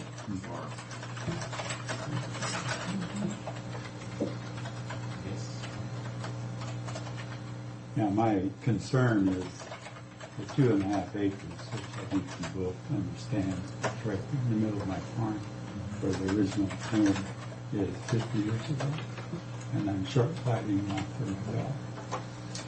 And I just don't want to take in all my machine sheds, and portion of the ground. It's just, What, have you done the 2.5 acres now, Warren? Yes. yeah. You got the 2.5 done? Well, No, not it's not. done. It's not done. He has It's in- preliminary approval from the board, who's authorized Yeah. a month or so ago. I didn't like the way they surveyed it, so I'm gonna have the surveyor come back out if that's required. Depends on how you, Before the final. yes. Yeah. It depends on that kind of arrangement. Yes. I think all of you have seen these 5 acres out there in farms that Shouldn't be. half of them aren't taken care of, No. storage, and 2.5 acres in the other. You get a little bit of hole, which is too much. That's right. And it's too much for a big tractor. I mean, not enough for a tractor. Utilities that you need. It's pretty serious, you know. We don't improve the looks of our county a bit. Yeah. But what, I tried to explain when I talked to you, Warren, was that we're dealing with growth management. However, the planners did tell me that as long as there was 20 acres or more left, that you could do this. Oh, yeah. And supposedly, we won't. We're only talking about the 2.5 for the rest. Right now, Yeah. but we're in the process of changing that Potentially. but there's no guarantee. But yeah, I hate to see him have to do it twice, that's what I'm thinking. Yeah, that was my he isn't. concern. He isn't really, He wouldn't because what have is to- a short plat A cost? short plat's a lot more It's pretty. cost, Yeah. surveyor and application fees. Because if you really- were to hire the same surveyor for boundary line adjustment, it would be the surveyor's very familiar with it, the stakes are already out there, the pins. Yes. I mean, there would be some costs associated with And Well, that's, yeah, the first time through, what I'm talking about, I hate seeing him have to come back and put another application and do the same process it. again. It'd be a different process, it'd be strictly administrative, the boundary line adjustment and administrative I process. think what he's saying is he's gone through the preliminary short plat approval at 2.5, and you're saying you'd like to see him, if we get this done before his year's up? Is that what you're saying? Yes. Oh, I didn't understand it. I didn't either. So we didn't have to do it twice here and come up with a double set of costs. Did you Yeah. do what place, the short plat or the? The cost, the permit cost, is there any way you The can? fee cost, whatever your terminology is, I just didn't want to see the fee be doubled. I don't want Well, to. there's a short plat fee of $380, and there's a boundary line adjustment fee of $100. He's already paid the $380 and gone through the short plat. Okay, so So it would be a $100 application fee if he were to come in, say, a year from now, if the regulations get changed and he wants to reduce that from 2.5 down to 1 or 1.5. and would he have to have it surveyed again? Yes. So he'd have to pay for that, and if you're not pleased with your surveyor, We can waive the $100. If that's your choice. But, how can we waive that? I mean, we'd have to just do away with that fee. yeah, you'd Because have we to. can't pick and choose people, even though I'd like to do it for more. But we're looking at. Thank you, David. We're looking at a different situation, and the reason Oh, I'm because saying he's is already expressed because, his concern yeah, before. we're already talking about doing it right here and now. But the law, the way it sits now, we can't do it. So even though he's let us know, is that what you're saying? Even though we know the law doesn't allow, And what I relayed to him, to Warren, yesterday, is that we're in the process of changing our comprehensive plan. If it's approved through the state, I mean, we have to go through that process, then there is a simple way to fix it. He wouldn't have to go through a short plat again, but he would have to go through the boundary line adjustment.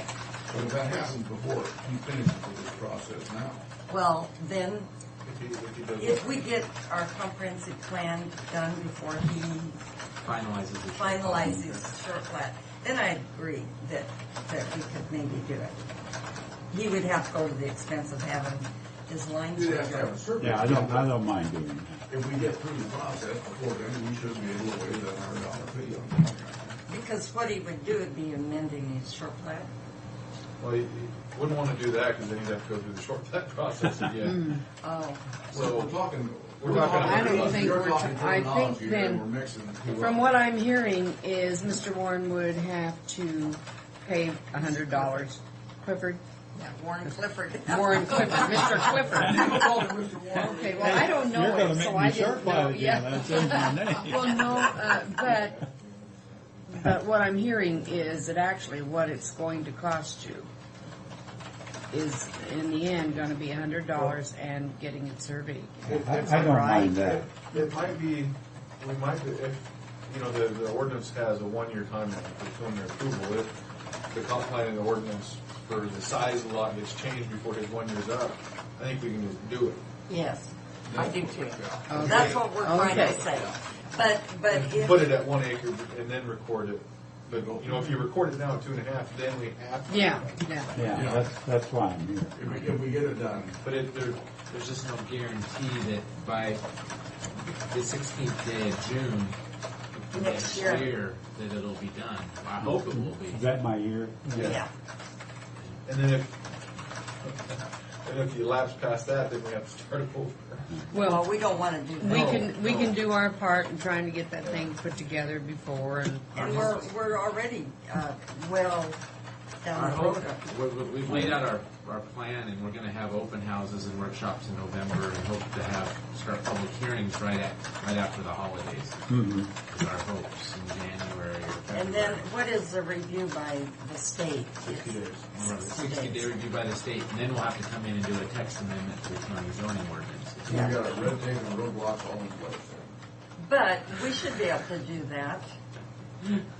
I mean, it sounds like the time frame would be okay, because by the advertisement is 2 I guess weeks. if we get it within the year, we can work with it. We'll hopefully get it Yeah, done. okay. Who regulates, like the 2.5 acres? Did the state put that on? Or is this county regulation? So you can't change that? You're trying to change it, but you have to go through the state? Yeah, we have to go through. we have to go through all of our hearings, the process of it. Process, Warren, Yeah. is what we have to go through. And the only thing on the acre, the only question that I would have is passing the health department. And I don't know, there shouldn't be any problem with it. But that is always an issue with the health department. Mhm. For a septic tank. Yeah. And, we have Okay. certain standards they have to meet. Mhm. I mean, they're not real bad, but But either way, I think it can. What you need can be accomplished. it may take a little time, we're hoping to get it done in the next few years. Okay, well, I appreciate it. I thought it better come in so I can kind of understand your situation. Well, and so you didn't hear it just from me. Yeah. You know, because I'm just one person. I can't regulate. I don't think we disagree here, though. Yeah. No, and I didn't think you would. I still wanted Warren to come in and visit with us about it and I'd love let the to. planners know Yeah. how we feel about You it. bet. Well, and that's something we're proposing is to reduce that from 2.5 to 1. To make Yeah. And that's just a one-time deal? No, that'll be the new regulation, period. Like I could take my farm and have 5 1-acre lots? No. No. No, this is a one-time deal. Well, the state law allows you to do it every 5 years. You can do it once every 5 years if you Oh. can comply with the requirements for the Yeah, planning. I thought I'd just find out. You know, every 5 years. 5 years. But what we're doing now is just doing one lot, Oh, yeah. Yeah. Yeah, this is the home Holmes place. place. Yeah, I told her 10 years ago when she moved in that I short platted off for it, but I waited too long. And you increased the, Oh, increase the- uh-huh. yeah. 10 years ago, you had no problem. no. But they weren't quite This ready. is considered progress. Okay, progress. The wrong way. Yeah, I know. I appreciate it. Well, is Gary about ready to retire? Oh, I don't think so, yeah. When they moved from Oregon, they lost their retirement Oh.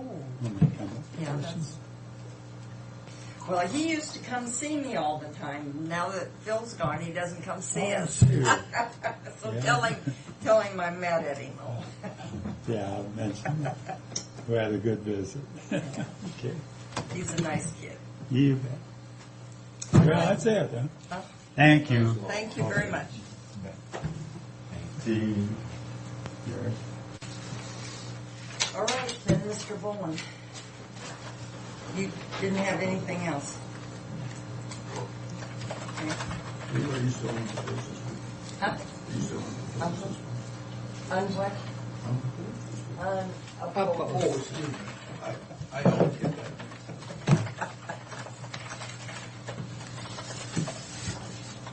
Keep a nice name.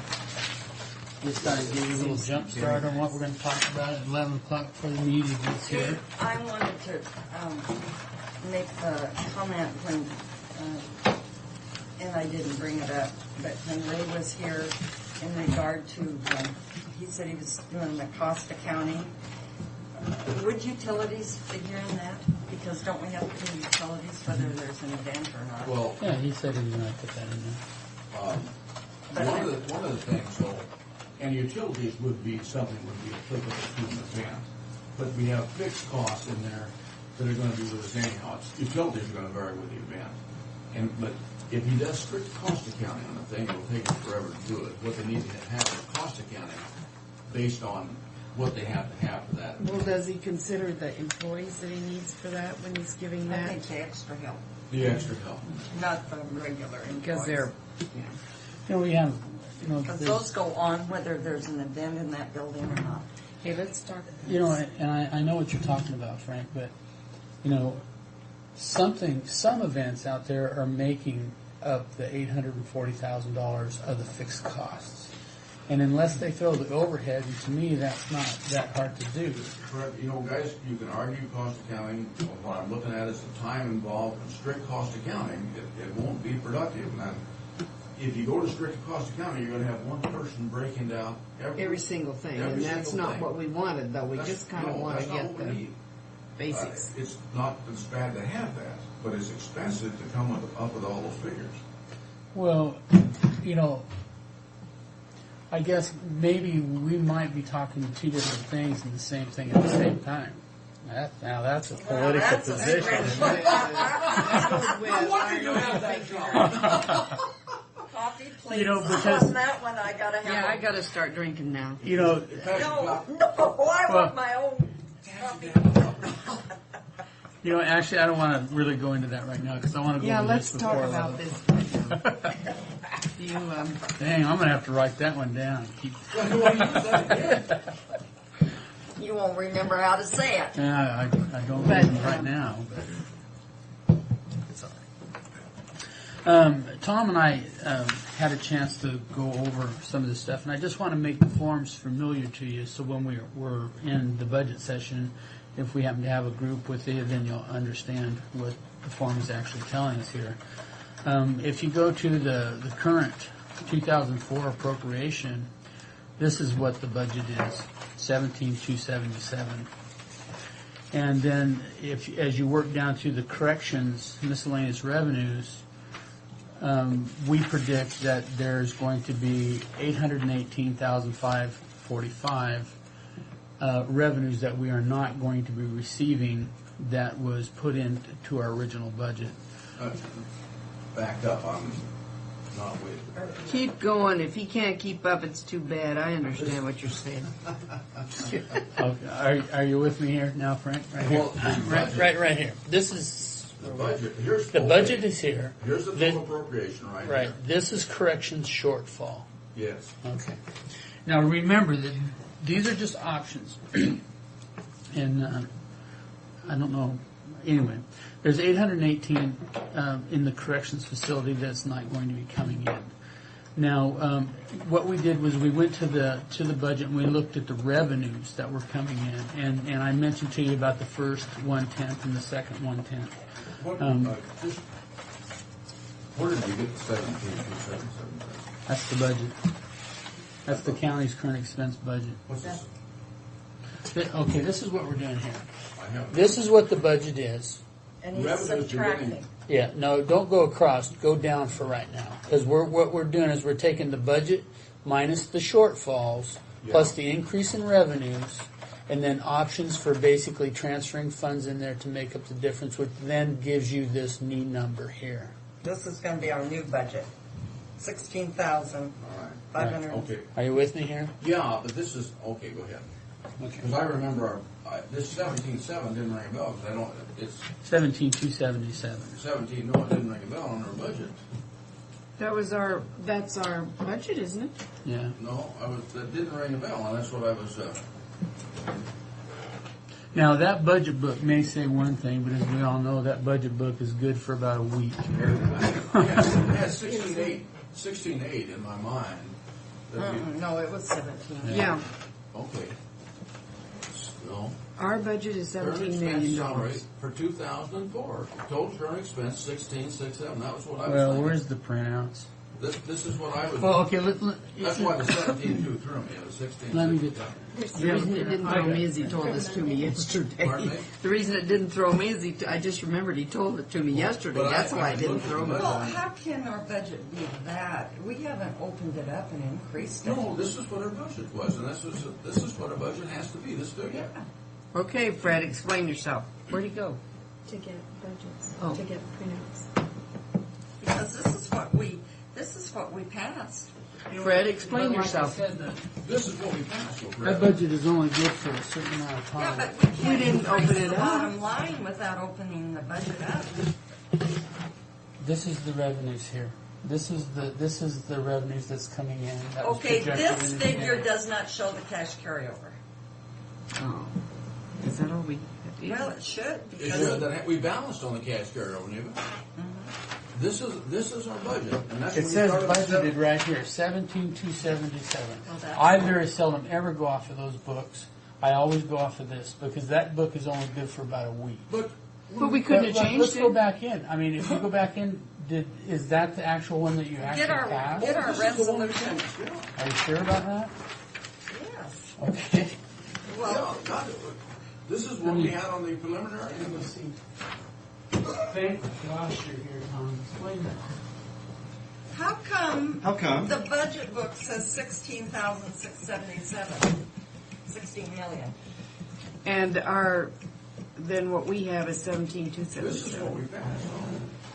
Well, we think we passed it. Well, after talking to the state examiner's office, you know when we made that $600,000 loan? It was an in and out, but it's added to the bottom line of the budget. Well, we made the loan and paid it back based on the revenue that came in. It would not have affected our bottom line or our budget. No, but after talking to her, it's a non-revenue and expenditure. It's just a way to track it. But Tom, it doesn't make sense. Now, look, we borrowed the money, $600,000. We came out And we've already paid it back. and we paid it back based on revenue that was coming in. So we didn't change our bottom line a bit. That's not going to change our bottom line. I mean, we It borrowed temporarily. Right. We Until borrowed our temporarily taxes come and paid it back from planned income. Period. Yeah, I mean, I could probably take it out, but then it doesn't show that we received. It's a non-revenue, and it's a non-expenditure when we pay it back. The only expenditure was the interest. No, that's all right. I'm going to move back. But it's still not going to change your budget. And this is what, anyhow, Fred, that's what you said 17. I didn't understand what we're talking about here. Well, you know what? I very seldom ever use that book.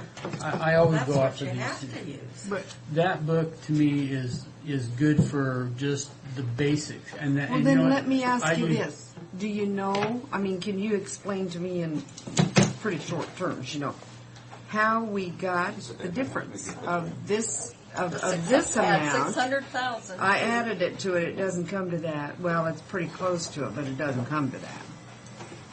It comes to We 17,162,005. have adjustments to make on that thing. At the time we make the budget, they should be reflected here. And if they're not, you know, I understand that we're going to get changes in the budget, but it's not going to be changes in the budget. It's going to be changes in the flows, and we'll adjust them. We still have to operate off the bottom line. Does he have the new sheet? Mm-mm. Oh, yeah, Yeah, he did. yeah. Okay, good. Now, when I deal with my vendors,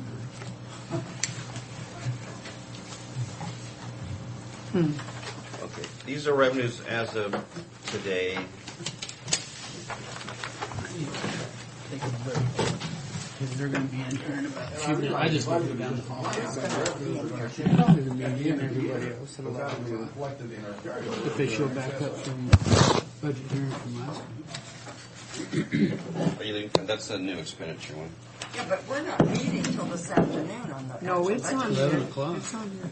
11 o'clock. And these are the budget status expenditures as of today as well. You got on Fred good here, and you got on that. There's this one. This is a sheet that I made up. Do it today. Let's do it Monday. Okay, on Chihuahua Park. What date is it? It's for August 2nd, which is Saturday. Oh, well, we better do it. Yeah. And this is, I move approval of a permit to consume liquor at Chihuahua Park for Liz Schumacher, and the date is for August 7th. I'm having no August part of that 7th. dishonesty that could sue. What? That's what I- Is there a second to the motion? You want me to read this again? No, just say it's a I'll second. contract between Franklin County and Liz Schumacher. To consume liquor in the park Right. at a party. I'll say it, boy, On the I'll 7th get of that August. straightened out. Second. All in favor? Aye. See, you know, with the sheriff signing this, I can't see why he would refuse. Really? Service Uh-huh. area. So even when I take this away, unless I quickly add Because it. if he wouldn't sign it, then we wouldn't approve it. See what I'm saying? Yes, I Is that an extra copy? Oh, Yeah, fine. these are, and I've got some back there of the, Okay. everything they have. do. Good morning. Do you want a copy of everything too? See, that doesn't make sense at all. I'm gonna quit adding it because I'm upsetting myself. No. Are you wanting me to take minutes of this? Yes. Okay, are you still in session? Or are you? Yeah. It's just the regular expenditures. Well, yeah, we're going to be in session, aren't we, for the workshops? Needless was buying Yeah. last, the word is. That's true. No, we're That's- gonna break at 12 and come back at 1:30. As chairman, Yeah, that's what it says. Is that not what it says? running, I know it says adjourn, but I'm not adjourning. I want running it. for office, I certainly would. What? What would you do? Buy lunch if I was the chairman, running for office. What's that called? That's called buying votes. I'm not that dishonest. Anyway. Fred, I wanted to hear that argument again, because I thought it was very good, and I didn't get a chance to write it down the first time. Well, I'm talking fixed costs, and you're talking complete breakdown, and I'll look at that. Because you just throw your overhead over into the cost of it, and allocate that to each one of the events, and I went through a whole lot of calculations, and that gives you a ballpark figure as to what events are actually paying for those overhead costs versus, just your profit loss minus your Oh, we're talking about, yeah, you're back on track now. You're back on track. Oh, yeah. Yeah, no, and we're talking about the cost account, and I know that Good grief, expenses allocated have figure so you know which ones, but we got ones like raise and so forth go on, and Deckies go on, and I think it's a waste of time to allocate those. But I see your utilities doing very good with this. I think they need to be bigger than the phones. So there. But basically, you just take those utilities, because it's really hard to put their account, have a meter reading for each one of those, and they may. Okay, we're, If they had, maybe figure you guys, we're paying these guys to sit here and listen to us talk about tracks, so let's do this now. Sue, you're interrupting. I know it. I'm gonna be as troublesome as I can. Just in case I'm not here next year, I just wanna make you remember me. Next month, next month. Oh, I was planning on coming back and finish out my year. After all, I'm getting paid. Maybe, if What you're do you want to nice talk to me. about? I don't know what I want to talk about, but what confuses me It's a 1750. is the $600,000 loan. Okay. Why is it considered in the bottom line? It's I mean, not, because you it might still have to do doesn't. it for the annual report, but you don't have to do it for us. Well, it's not anyway. It still doesn't make it come out. It doesn't change anything in the budget. No. It doesn't make these. It just shows a numbers. non-revenue in, a non-revenue, or a non-expenditure out. I know, but you're showing the bottom line or top line here, beginning balance of revenues of $17,000. $277.81, or $277,081. And that isn't what we passed. Well, I'm just kind of wondering if that's really, It's not significant. well, I was going to say that, I'm going to try to say that Hi there. carefully. Well, it's But not. actually, the way I understand it, and Tom, maybe you should explain it better than I am. Don't That's ask all the him to revenues explain that's it. Come in, and all the expenditures that's coming out. So, it That's shows not what we every balanced. dollar. Okay, It just shows every dollar that's accountable for the year. we But didn't it balance wouldn't- out and it everything wouldn't- that was right, but going it to come wouldn't in, change the remember? bottom line of the budget. Right, and what happened was, Marie makes the transfers, and I've got to account for those somehow. I've got to code them, and I've got to put them in to identify them and track them. And so I can't really do that unless you open up the budget, because we have 600,000 in, 600,000 out, and I've got to show it somehow as though it was budgeted to spend back. We need a And new budgeted receive, and bookkeeper I- because But I talked to You're the state too examiner, intricate. and she said that resolution that you passed to make the loan was enough backup to support adding it to both sides. Otherwise, I wouldn't have done it. Oh.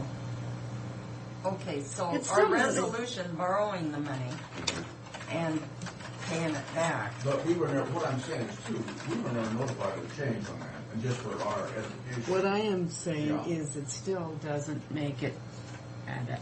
Well, there's probably interest. Hi, Rick. Okay. Hi, Richard.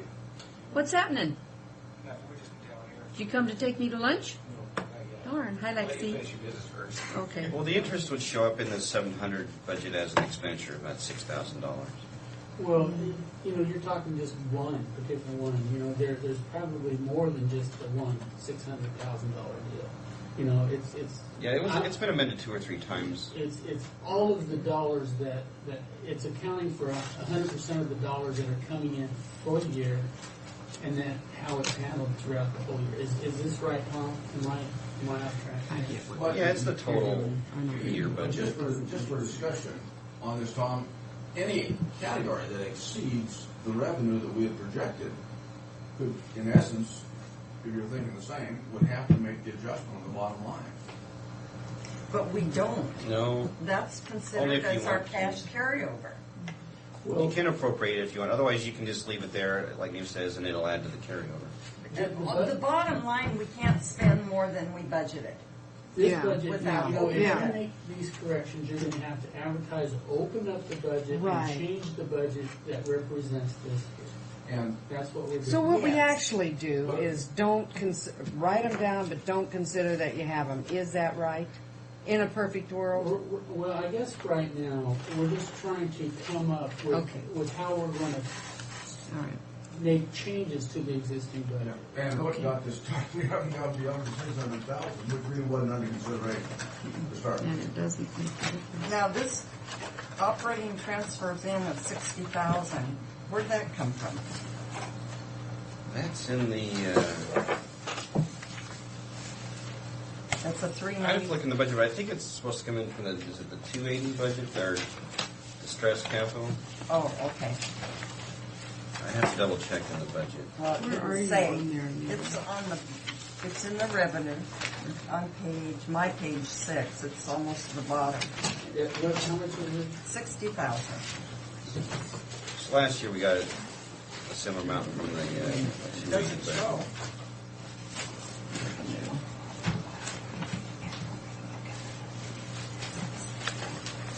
Now, what are you talking about? Nate? What's that? 6. Page 6. Operating transfer in. In the bottom, very bottom. Okay. That's 60, 390. 60,000, yeah. Yeah, and we haven't gotten it. No, usually we do that towards the end of the year. Can I borrow your budget book? The original There you go. purple. It's Mary's budget book. Thanks, Mary.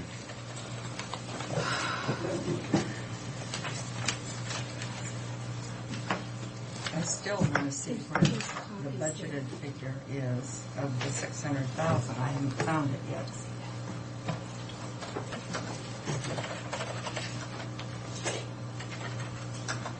on the green bar. Oh, here. Loans received. Loans received. Right here. 600,000. Right up from, on the page that you were on. Page 6. 38110. Oh, there it is. I still, in my own mind, I cannot see how that changes anything. Well, you're Because it went in and went out. bringing outside money. No, I understand that, and I can understand your argument on that. But where's an in and out item? Where's It still in and doesn't out make a item? difference. It does not make the difference. Because before the end of the year, I mean, it From doesn't. that top line to the bottom Well, line. basically, 600,000 all it is, say you get a loan. And that's what happened, you got a loan. So you've got X amount of dollars in your checkbook. You get a loan, you throw the loan in there, and then when you pay the loan out, you show it. And then it just tracks all the dollars. And you can argue with that, there's no reason to do it Other really. adjustments. I just want to see if we have to make some note, because So I wasn't they- clear that there wasn't a change as far as the bottom line. So this is our new budget. I don't believe that there's been any changes as far as the actual expenditures. It doesn't change anything. It doesn't change the expenditures at all. No, it Well, doesn't. it does on tangible. Well, it does change the interest expenditure. It does. Yeah, that was the only net effect. We are going to recess right at noon, right? Yes. Okay. Okay, do you want to go on with your presentation? We shot it I down don't so much. know. Yeah, we. Well, I'd like to get rid of that 600,000 and work off of what. Well, Let's just the pretend it's actual not figures there. are. Well, these are the actual figures, But the 600,000 came and then it went, right? We paid it back. right? So, It's just a track. end It of was just a way to story. show it and not look like we Yeah. overspent our budget. Yeah, all right. I guess. So now where are you going? Okay, yeah. What else can we shoot down? Well, The only I'll item- just continue on. Okay. Okay. I'll just start over. Where are Let's you? just not say On this sheet a here. current appropriation, not budget, okay? Maybe that was the wrong way to do it. Yeah, that was, The current appropriation was the $7,277,000.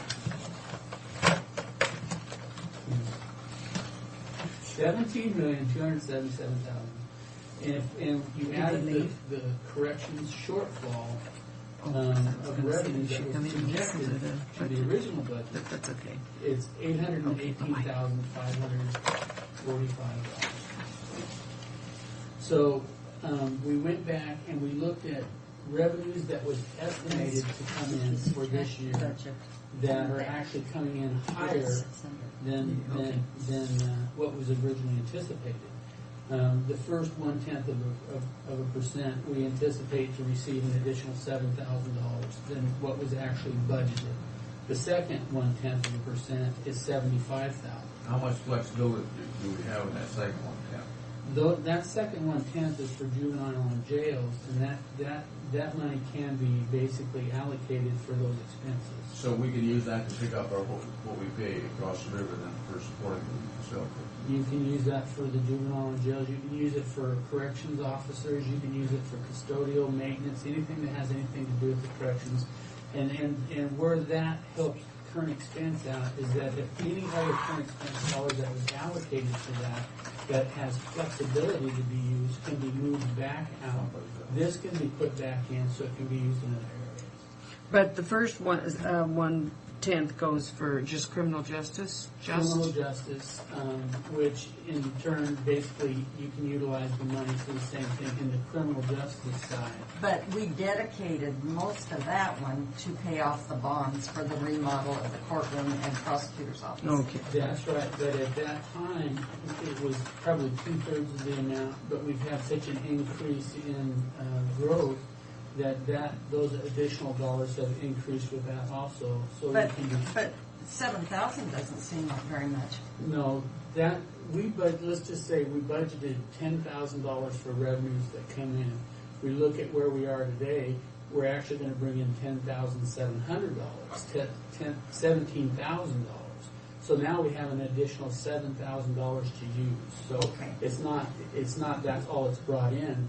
We budgeted X amount, it's gonna bring in that $7,000 more, so we can use that to go against the shortfalls of the other areas. It gives us flexibility. We use it.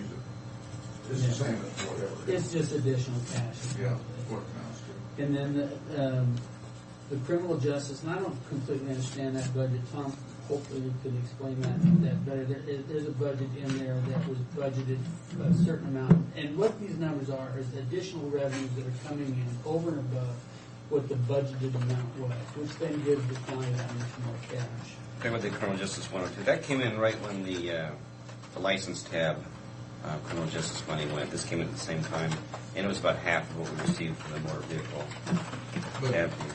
Now, these revenues we're speaking of, though, it's taken how long to accumulate that amount? This has been for the last 7 months. It's accumulated that in the last 7 months on each of them? Well, okay, what we've done is we took into consideration how much we received each month. And the total amount, we divided that by 7 because we're 7 months into it. And then multiplied that out by 12, which then showed us that we would be here by the end of the year, and then compared it to our original budget. So it's not a one-time money is what I'm asking? Yeah. No, it's not a one-time. Okay. Unless it's something continuing happens. So we're estimating that you will receive these dollars over and above the original budgeted estimated amount of income. So with that, then that helps to pick up any shortfalls that are without the rest of the budget. So if you kind of look at the way, well, that's kind of a little deceiving too, but the expenditures and the revenues are pretty much keeping up with each other. Expenditures are exceeding the revenues a little bit. Tom explained we've also had the cash carryover from the beginning of the year, which is helping us stay at that 50% level at this time. Okay, but what bothers me on this form too is you've got other revenue adjustments to current expense, and you've got them over on the expenditure side. Why would that be? Oh, it's just a Wait a minute. What is it? Other it should be expenditure? expenditure. Yeah, that's just a copy. Oh, all right. Well, sorry. get your act together. All right. This was hot off the press about 9 o'clock this morning. Okay. Let's see where I'm talking. Yeah. Yeah. So it should say revenue and other expenditure adjustments. Okay, are we ready? Okay. Okay, then you have the transfer in cumulative reserve, which is the rainy day fund. You have you have 134,500 in that account right now that is available to use if you so choose. We've borrowed basically 120,000 against the rainy day fund. The two biggest ones were the Irwin Park and I believe it was at the murder case for the state patrol officer. The attorney's fees came in over what we had budgeted, and there was money borrowed from the rainy day fund to basically pick up that. When you say borrow, how were we going to pay that back? Well, it was when. Let me get a sudden here. I'm sorry. That 100. I'm sorry. You borrowed $120,000 against the land sale money for the $57,000 for the paving out of track. Hotel land sale, I think. Well, yeah, now I'm on something else here. When it says the land sale, the transfer into the accumulated reserve, which is the rainy day fund, you have $234,500 available for that if you so choose to use it. You go down to the next one, which is the land sale. You were going to, we borrowed out of the accumulative rainy day fund to do the land, and we were going to pay it back from the land sale. For the paving out of track that we had done, and then the Irwin Park money that you had borrowed for that to start up, and that was going back to 2002. There was a couple different transfers out of there, which adds up to $120,000. That money was supposed to be paid back when the land had actually sold. No, So we had a couple of land sales. We're talking about the hotel land sale. no, we're talking about the one to come. Okay. Yeah, we're talking about the one to come. Okay. But we just signed a voucher for $116,000 to pay off Irwin.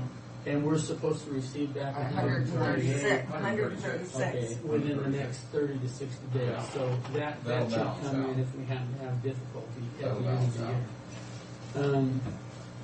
year. In the beginning of the cash carryover, we came short $213,000. So that's also a shortage in revenue projections. Based on provision of carryover. And we were a little over optimistic, I think.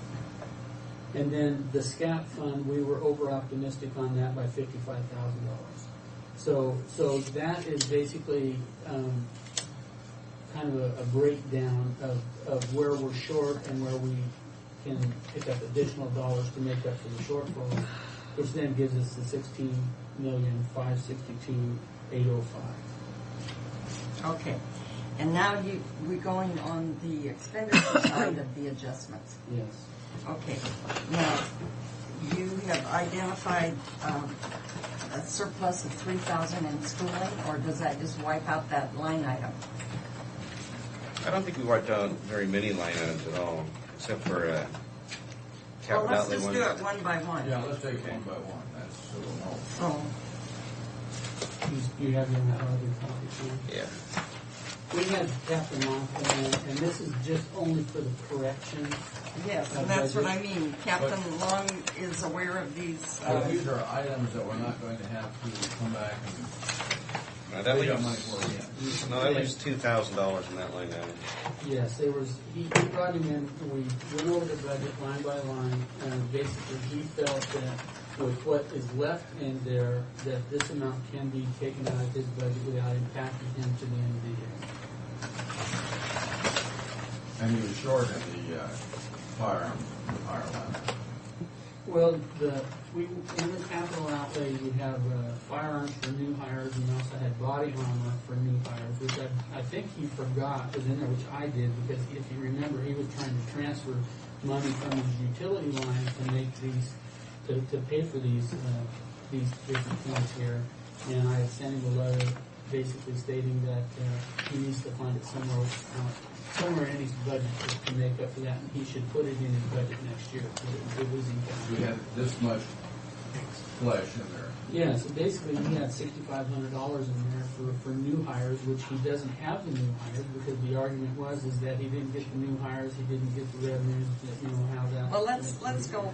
Okay, we got schooling, and we budgeted $5,500, and to date, as of January 31st, he spent $500. So you're going to trim that $5,000 that he has unexpended to $2,000, right? Right. Saving $3,000. Yes. Okay. So it leaves him $2,000 in there. For 7 months, he hasn't spent but $5,000. So I doubt if he'll spend that too. Yeah, and he again, he was with us when we did this. This isn't something we just did. Okay, care and custody is the next one. Where is that in the budget? 31-1. Oh. Budget 48,000. They've used 20,000. So he's got 27,000. 27,000. So you're gonna leave him 22. Right, which is still over half of what he has spent so far. Right.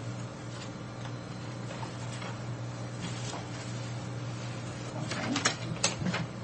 Then the next one is small tools. He's got $1,200 and he spent $8.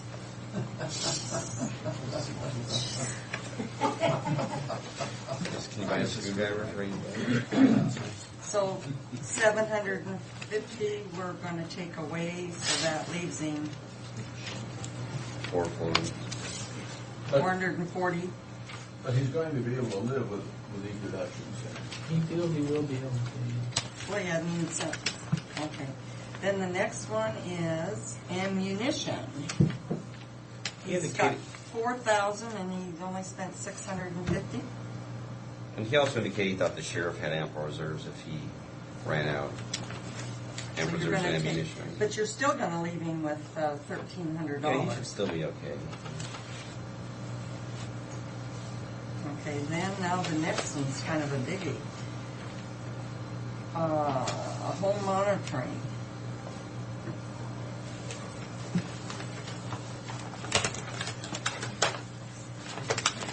What's that? Waspic.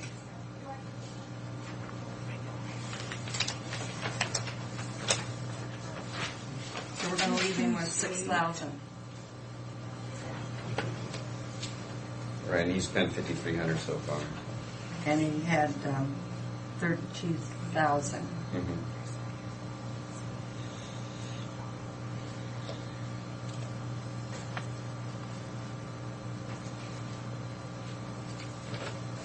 Okay, then prisoner, communication. Why did we even bother? $100? Huh? They were only at 41%, so Okay. Then prisoner transport. We budgeted 5,000 and he's only spent 179. so at least it was 1,700, which should be fine. Okay.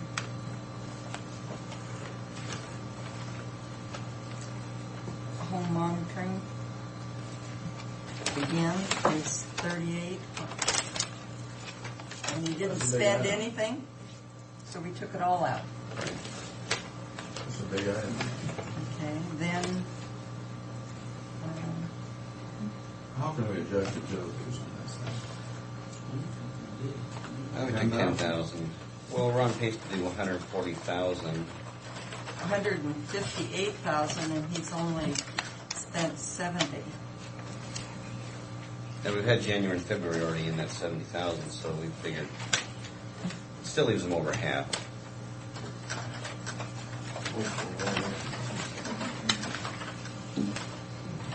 Now, utilities sometimes, you plan on adjusting. Well, Tom, what I see here on utilities, yeah, he's got 87,000. He's got more for 5 months than he spent in 7 months. Right, so we were really conservative just taking up to 10,000. And one thing we didn't touch and we weren't sure and he wasn't sure about was the computer maintenance and installation. There's still $30,000 in there on line 42-1. They spent 25,000, budgeted 55, so there's 30,000 in there, and we weren't sure if his project was completed or. Doesn't he know? No, he didn't know. That's one we can run down. Goodness sake. We wanted to talk to IS first, but we. We didn't want to take anything out unless we basically had a chance to discuss it with everybody. Well, what about, can Kevin give us the answer to that? When Kevin comes back tomorrow. Kevin is not here? Well, isn't somebody else in IS? Is it, what about Tony? Not somebody that could answer the questions. Richard couldn't? I didn't even go to Richard on it.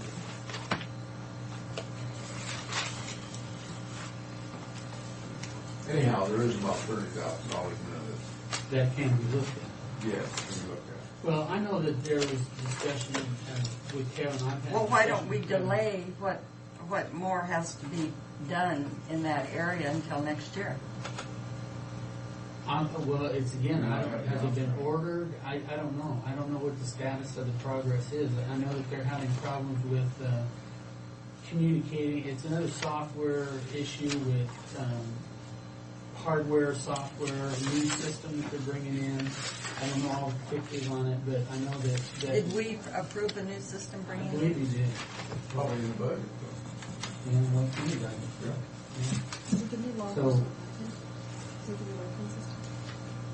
I don't know. I don't know. You know, I talked about some of the different things that are going on out here. I don't know the specifics of it. I know that there was some discussion as to whether or not his existing computer system would basically work for them with this new software system that came in. We determined that the software was basically too much for the existing older equipment. They were going to purchase new equipment and transfer the older equipment around other areas where it can be utilized.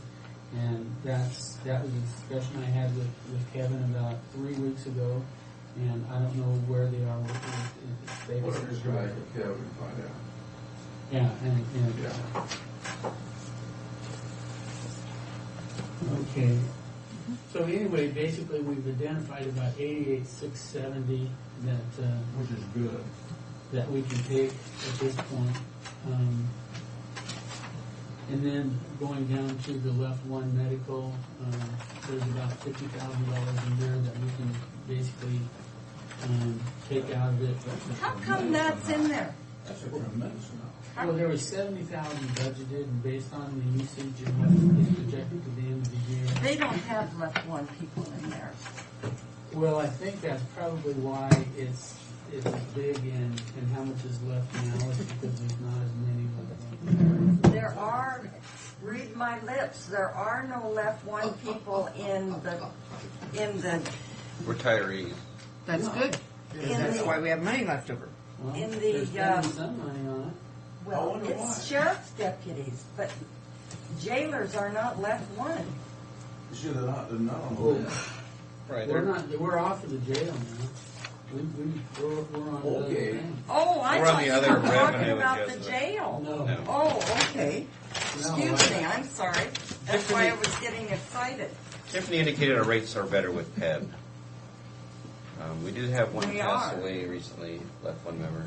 Yeah, Dick Boyle. Which would obviously help that. It's But, mostly due to lower rates. That's a big chunk. but I thought we took all of the left one fees and put them in, Disability board. yes. We did. Why is there anything in here then? And we're, So this is, it isn't just. Yeah, this is Under 240. yeah. Oh, God, you guys are just confusing me. I thought we were just doing, Jail.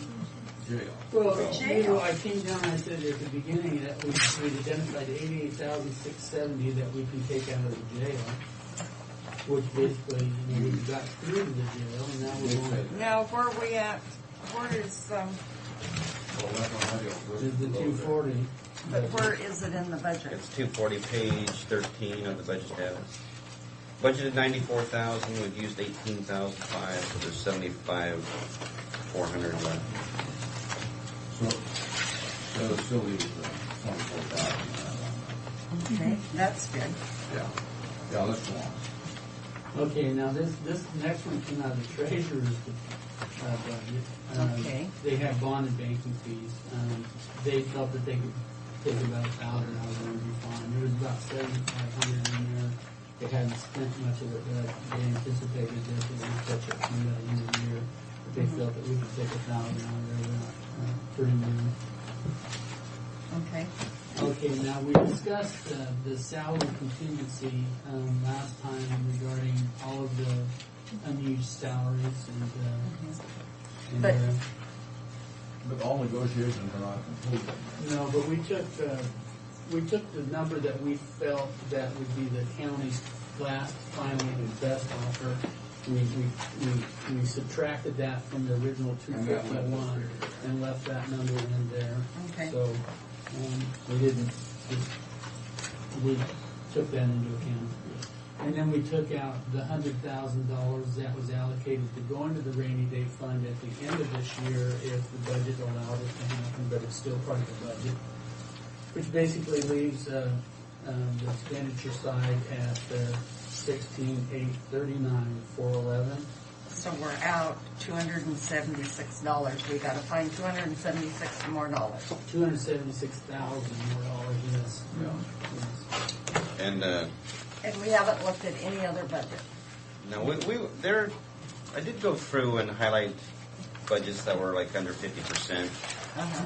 And so there is some money there, but we didn't just go through without the department head's knowledge and go through Oh, and no, take I it down. don't expect you to do Especially that, if we're but going through this, because this is Yeah. what, every time you take out that many dollars, Right. expenses in the budget, that's really something. So this morning on this worksheet that has the percentages across the top, what I did is I took the bottom line unencumbered that was left, that's left in their budget as of today. I took out salaries and benefits.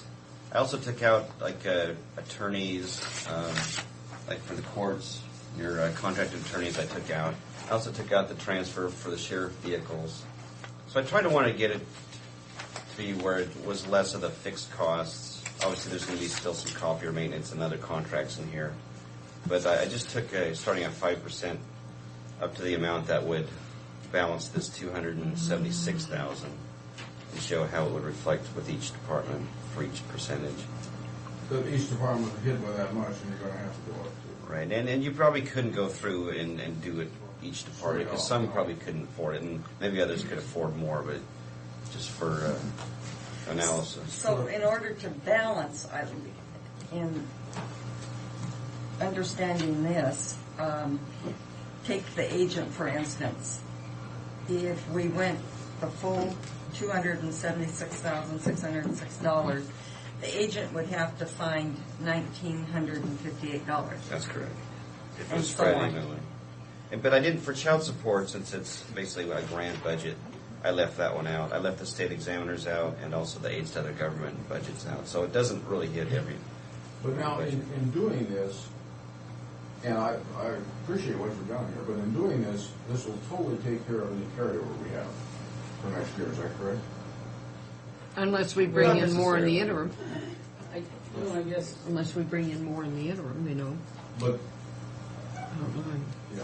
But see, Frank, I think if you look at the capital outlay budget, we don't usually deplete that budget every year. I don't think. Yeah, that's a hard question. For And the normally, non-departmental, we usually have extra money in at the end of the year. right, and we still have 122,000 contingency, which is expenditures based on expenditure. I hate to use the plug word, but it's to make up for the shortfall in expenditures to match the revenue. So there would still hopefully be some sort of carryover, although probably not. What we can do then is defer part of the agony until we actually come to the budget for 2005. But this, it has to hit. I mean, we just can't. But in other words, the corrections department would have to look for another $46,000 in their budget, according to this. Based on, 276. The one thing that Tom and I talked about but we didn't do is that there's some departments in there that has exceeded their revenue projection. We didn't go through department by department and say, okay, these departments are going to exceed their revenue, and these people here are under. We didn't go through that. We just went into that wasn't calculated. That wasn't calculated in. Now, what I would like to be able to do at this point would be to send a memo out to all the department heads and ask them to review their revenue. And so, now that we're halfway through the year, this was based off of halfway through 2003, their projections into this year. If they can look at them and say, you know what, my revenues are going to be here or just here, and we can tally that up and see where we're going to be once that's done, if they can turn it around for us fairly quickly. Well, insurance department, take that for instance, because this is the one we've been discussing. We're looking at the net of $818,000 down. In correction, yes. In correction. Okay, now, is there a chance that their revenues are, or the projected revenues that they have for the balance of the year, based on the contracts they have now, calculated in that 818? Yes. So that's already. Yes. Okay. So, and I use the planning department for one, and you guys know, maybe Terry, your revenues are going to be maybe $50,000-$60,000 more than what you'd originally estimated, or maybe it's going to be under. I don't know. You're that thumb up or down. Right. I'm under right now. But your holiday seasons are coming up, and that's usually where you start to boost back up. But your holiday season. Well, it's true. I mean, that's just the way it is. But and then another thing I take into consideration too is, we're at 50-50. We're about 50 revenues, 52 expenditures. That includes the cash carryover, puty privilege tax, the first half of taxes. So as we get some lumps early in the year. We won't get those next. Right, we'll still get the last half of our property taxes and our PILT, but the PILT's only like $78,000 we have budgeted. So if we could get the department heads to give us a year-end projection before we move too far ahead. I think that's an excellent idea. Based on this, I personally appreciate what you've done, coming up with these figures and going back through these budgets. I think it's great. But when we get to other budgets, as far as expenditures we can look at, that we would have some savings. Well, possibly we could ask the department heads to take a look at their expenditures. Why don't we have a look at both the revenues and expenditures? Right, yeah. And, because I think anytime you can have this much come out of the budget, I mean, that's really Yeah, significant. it's going to hit some real hard. I mean, Oh, my. you could also looking at taking maybe half of it out if you want to do an action this time of year before you try to balance it right now, because we may have some revenues exceeding expenditure. Well, I mean, just maybe we could look at it again in October, and then before the end of, we don't want to wait till the end of the year, but. But in October, we'll have a good idea on what next year's budget is going to be. Right, and I'd hate to have people cut when it turns out they didn't have Well, I'm to, not so. asking for anybody to cut. What I'm asking for people to look at the budget as a realistic evaluation and say, is there expenditures or revenues or they don't? No, I think that's an excellent suggestion. And then come back and look at this again maybe in a week's time and see where we are. Then, if we don't have what we need, and I don't want someone to go through and say, God, yeah, we want to get out of this and project the revenue is way high and the expenditure is low. I mean, I want them to look at it from a realistic standpoint. Then we can come back and reevaluate. This is good. This is all good.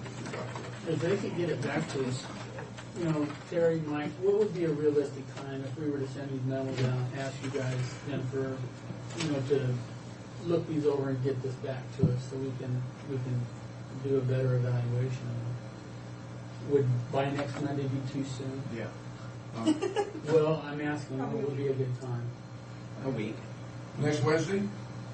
That would work. I'm not going to be here Monday, so I'll work out. Well, I was just wondering, so Tom and I can sit and do the preliminary work for you. When would you want it? Well, if he's asked for Wednesday, the best we can do is bring it to you guys the following Monday. Whatever, do that.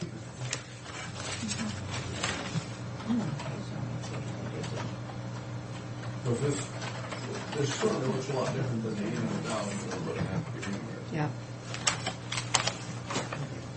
Well, not only that, we added in another 270,000 on top of everything. Because you've got the 818 for the corrections, plus you have the 213 on the carryover and the 55 on the Yes, that's correct. So really, we're looking at over $1 million. Yeah. And I mean, that's really significant what happened there. Oh, I think that's good. I think you can The only bad thing about it is that we're betting on that money coming in on that land sale. Mm-hmm. Because that's paying back the rainy day fund. Well, that we can do, but we can't balance our budget on land sale unless we start pricing the courthouse, so Yeah, we'll be no. here. That whole land sale, the only reason I'm suggesting that is that was money, the things that we've done, we've borrowed against the money on that land sale that came out of current expense. Yeah. And so, Those things we need to adjust. We'll be able to do that. Madam Chair, I don't think we will. A lot of work, thank you. And I'm sorry, I thought you were still talking about the corrections on that one. It's a good job, everybody. No, I A really lot of hard appreciate work. it. I really appreciate what you've done. Yeah. Real good evaluation. It puts it down. Because I was getting excited if we had budgeted. Oh, left one. I Left thought- one and, You weren't alone. You came down because I thought we were correcting too. except I opened my mouth and wasn't very nice. What's new? Yeah, what's new? Well, so I publicly apologize when I said, Well, read my lips. I have a lot of things I have to do for the next 2 days, so. I understand what's happened there, but it makes it confusing from my standpoint because the in and out thing, I understand that you have to have a tracing. Oh. We don't have to discuss it. I tried to get this information to you before we got into this, and it didn't work out. One thing it did, when you said that was on the budget, I knew damn well it wasn't the correct budget amount because I hadn't looked at that. Anyhow. Because we passed a $16 million budget, not a 17. You know, I was told years ago that I have to use his numbers, and I don't. Yeah, have a well, problem I don't using like them. these numbers, No, so. I don't object to using your number. I think this is fine.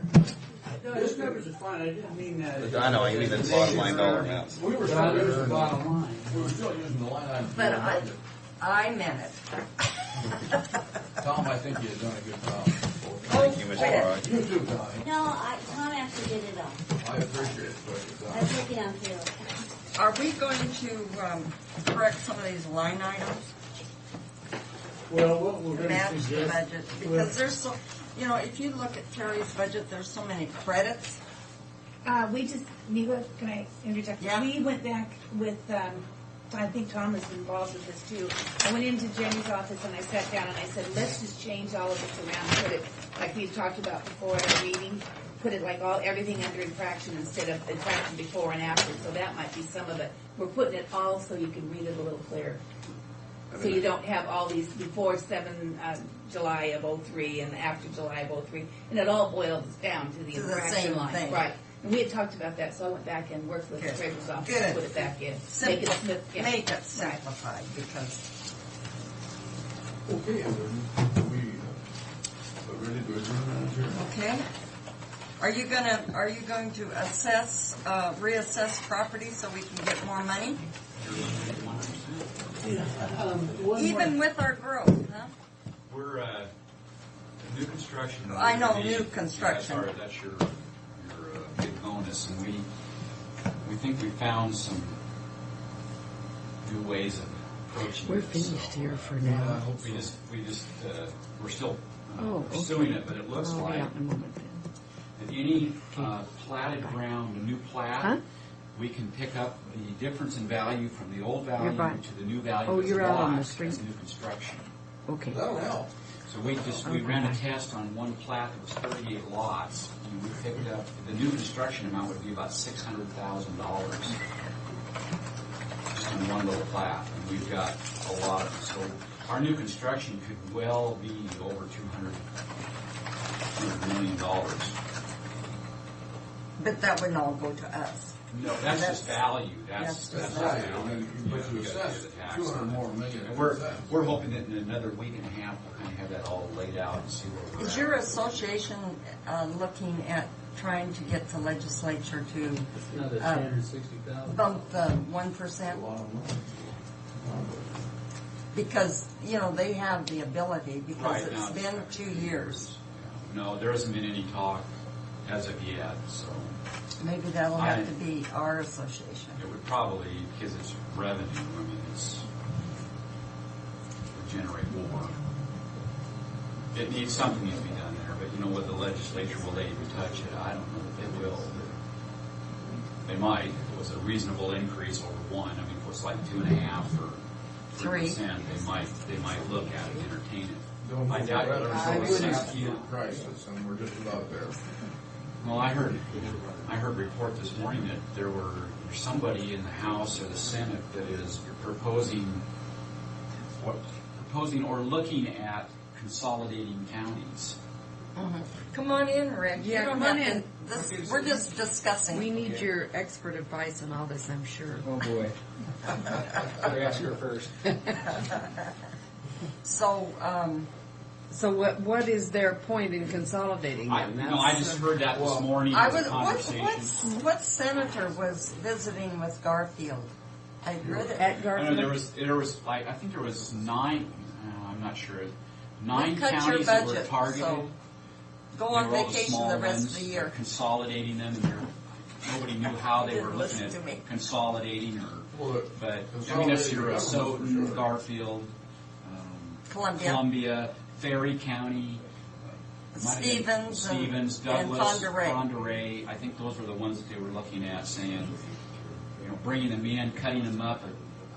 I don't know how it was being looked at. It was just a conversation that I had this morning, and But I hadn't heard that before. Government's getting fairly expensive, and the small counties cannot provide the services that they're mandating. Well, was it up in Ferry County? I mean, my understanding is they're in a world of hurt up there. Well, Of course, so is Columbia Garfield.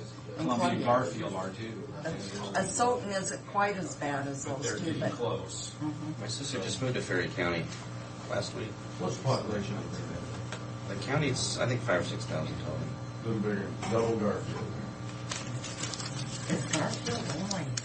Oh, yeah, 2,400. They know everybody in their county personally, I'm Three sure. and down 3. Yeah. Some family moved up. Well, I guess, do any of you have anything to say? Please, don't ask him that. It's gotta be complimentary.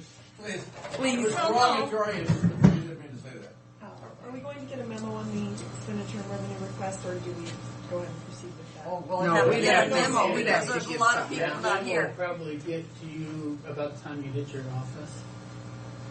I'll send it out right away. We just send it to them. That's punishment for people. We beg for an audience, and then when we have one, we punish them. We did have a scary thing happen yesterday when we lost our power.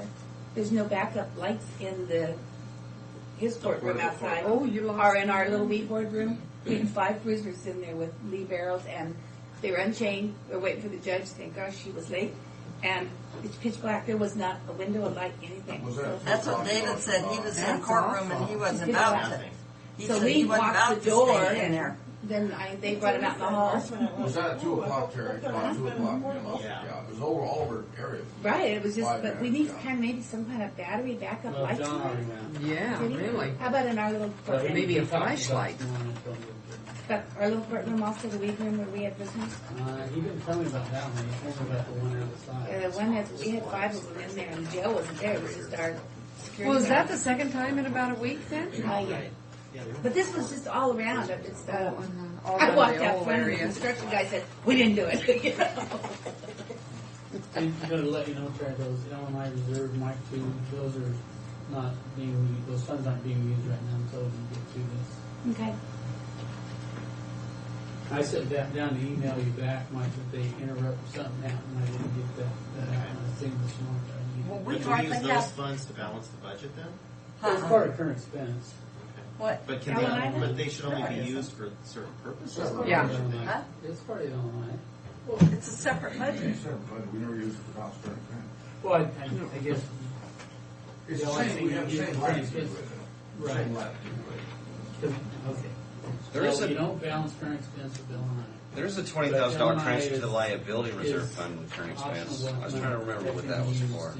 Wherever it's used. That's for You any don't have a check for your employee. What do you do? Increase in our liability costs. insurance. No, that's, if we have a lawsuit against us, we can take the money out of there to help pay our deductible. Right. It should be 25,000 Now, Now, yeah. because The we. deductible? yes, we're. Yeah, because it was. I'm just saying in the budget, there's an operating transfer out from current expense to the liability reserve fund. And maybe that was to cover a deductible. I don't know anything about that. Our deductible at any time we had to use it this year only be 10. Yeah, I'm just saying. 25 is just going into effect, and that lawsuit Yeah. that we had to pay out, we only have to pay the 10. That's just my understanding of it. That's what we were informed. Yeah. But we didn't look at it to cut the $20,000 transfer out, but I'm just saying if we did need to do it, maybe a place to find 20,000 easily. Okay. Are we adjourned now, Madam Chair? Yes. We've been adjourned twice now. This ought to I think. do it. Oh, that was good.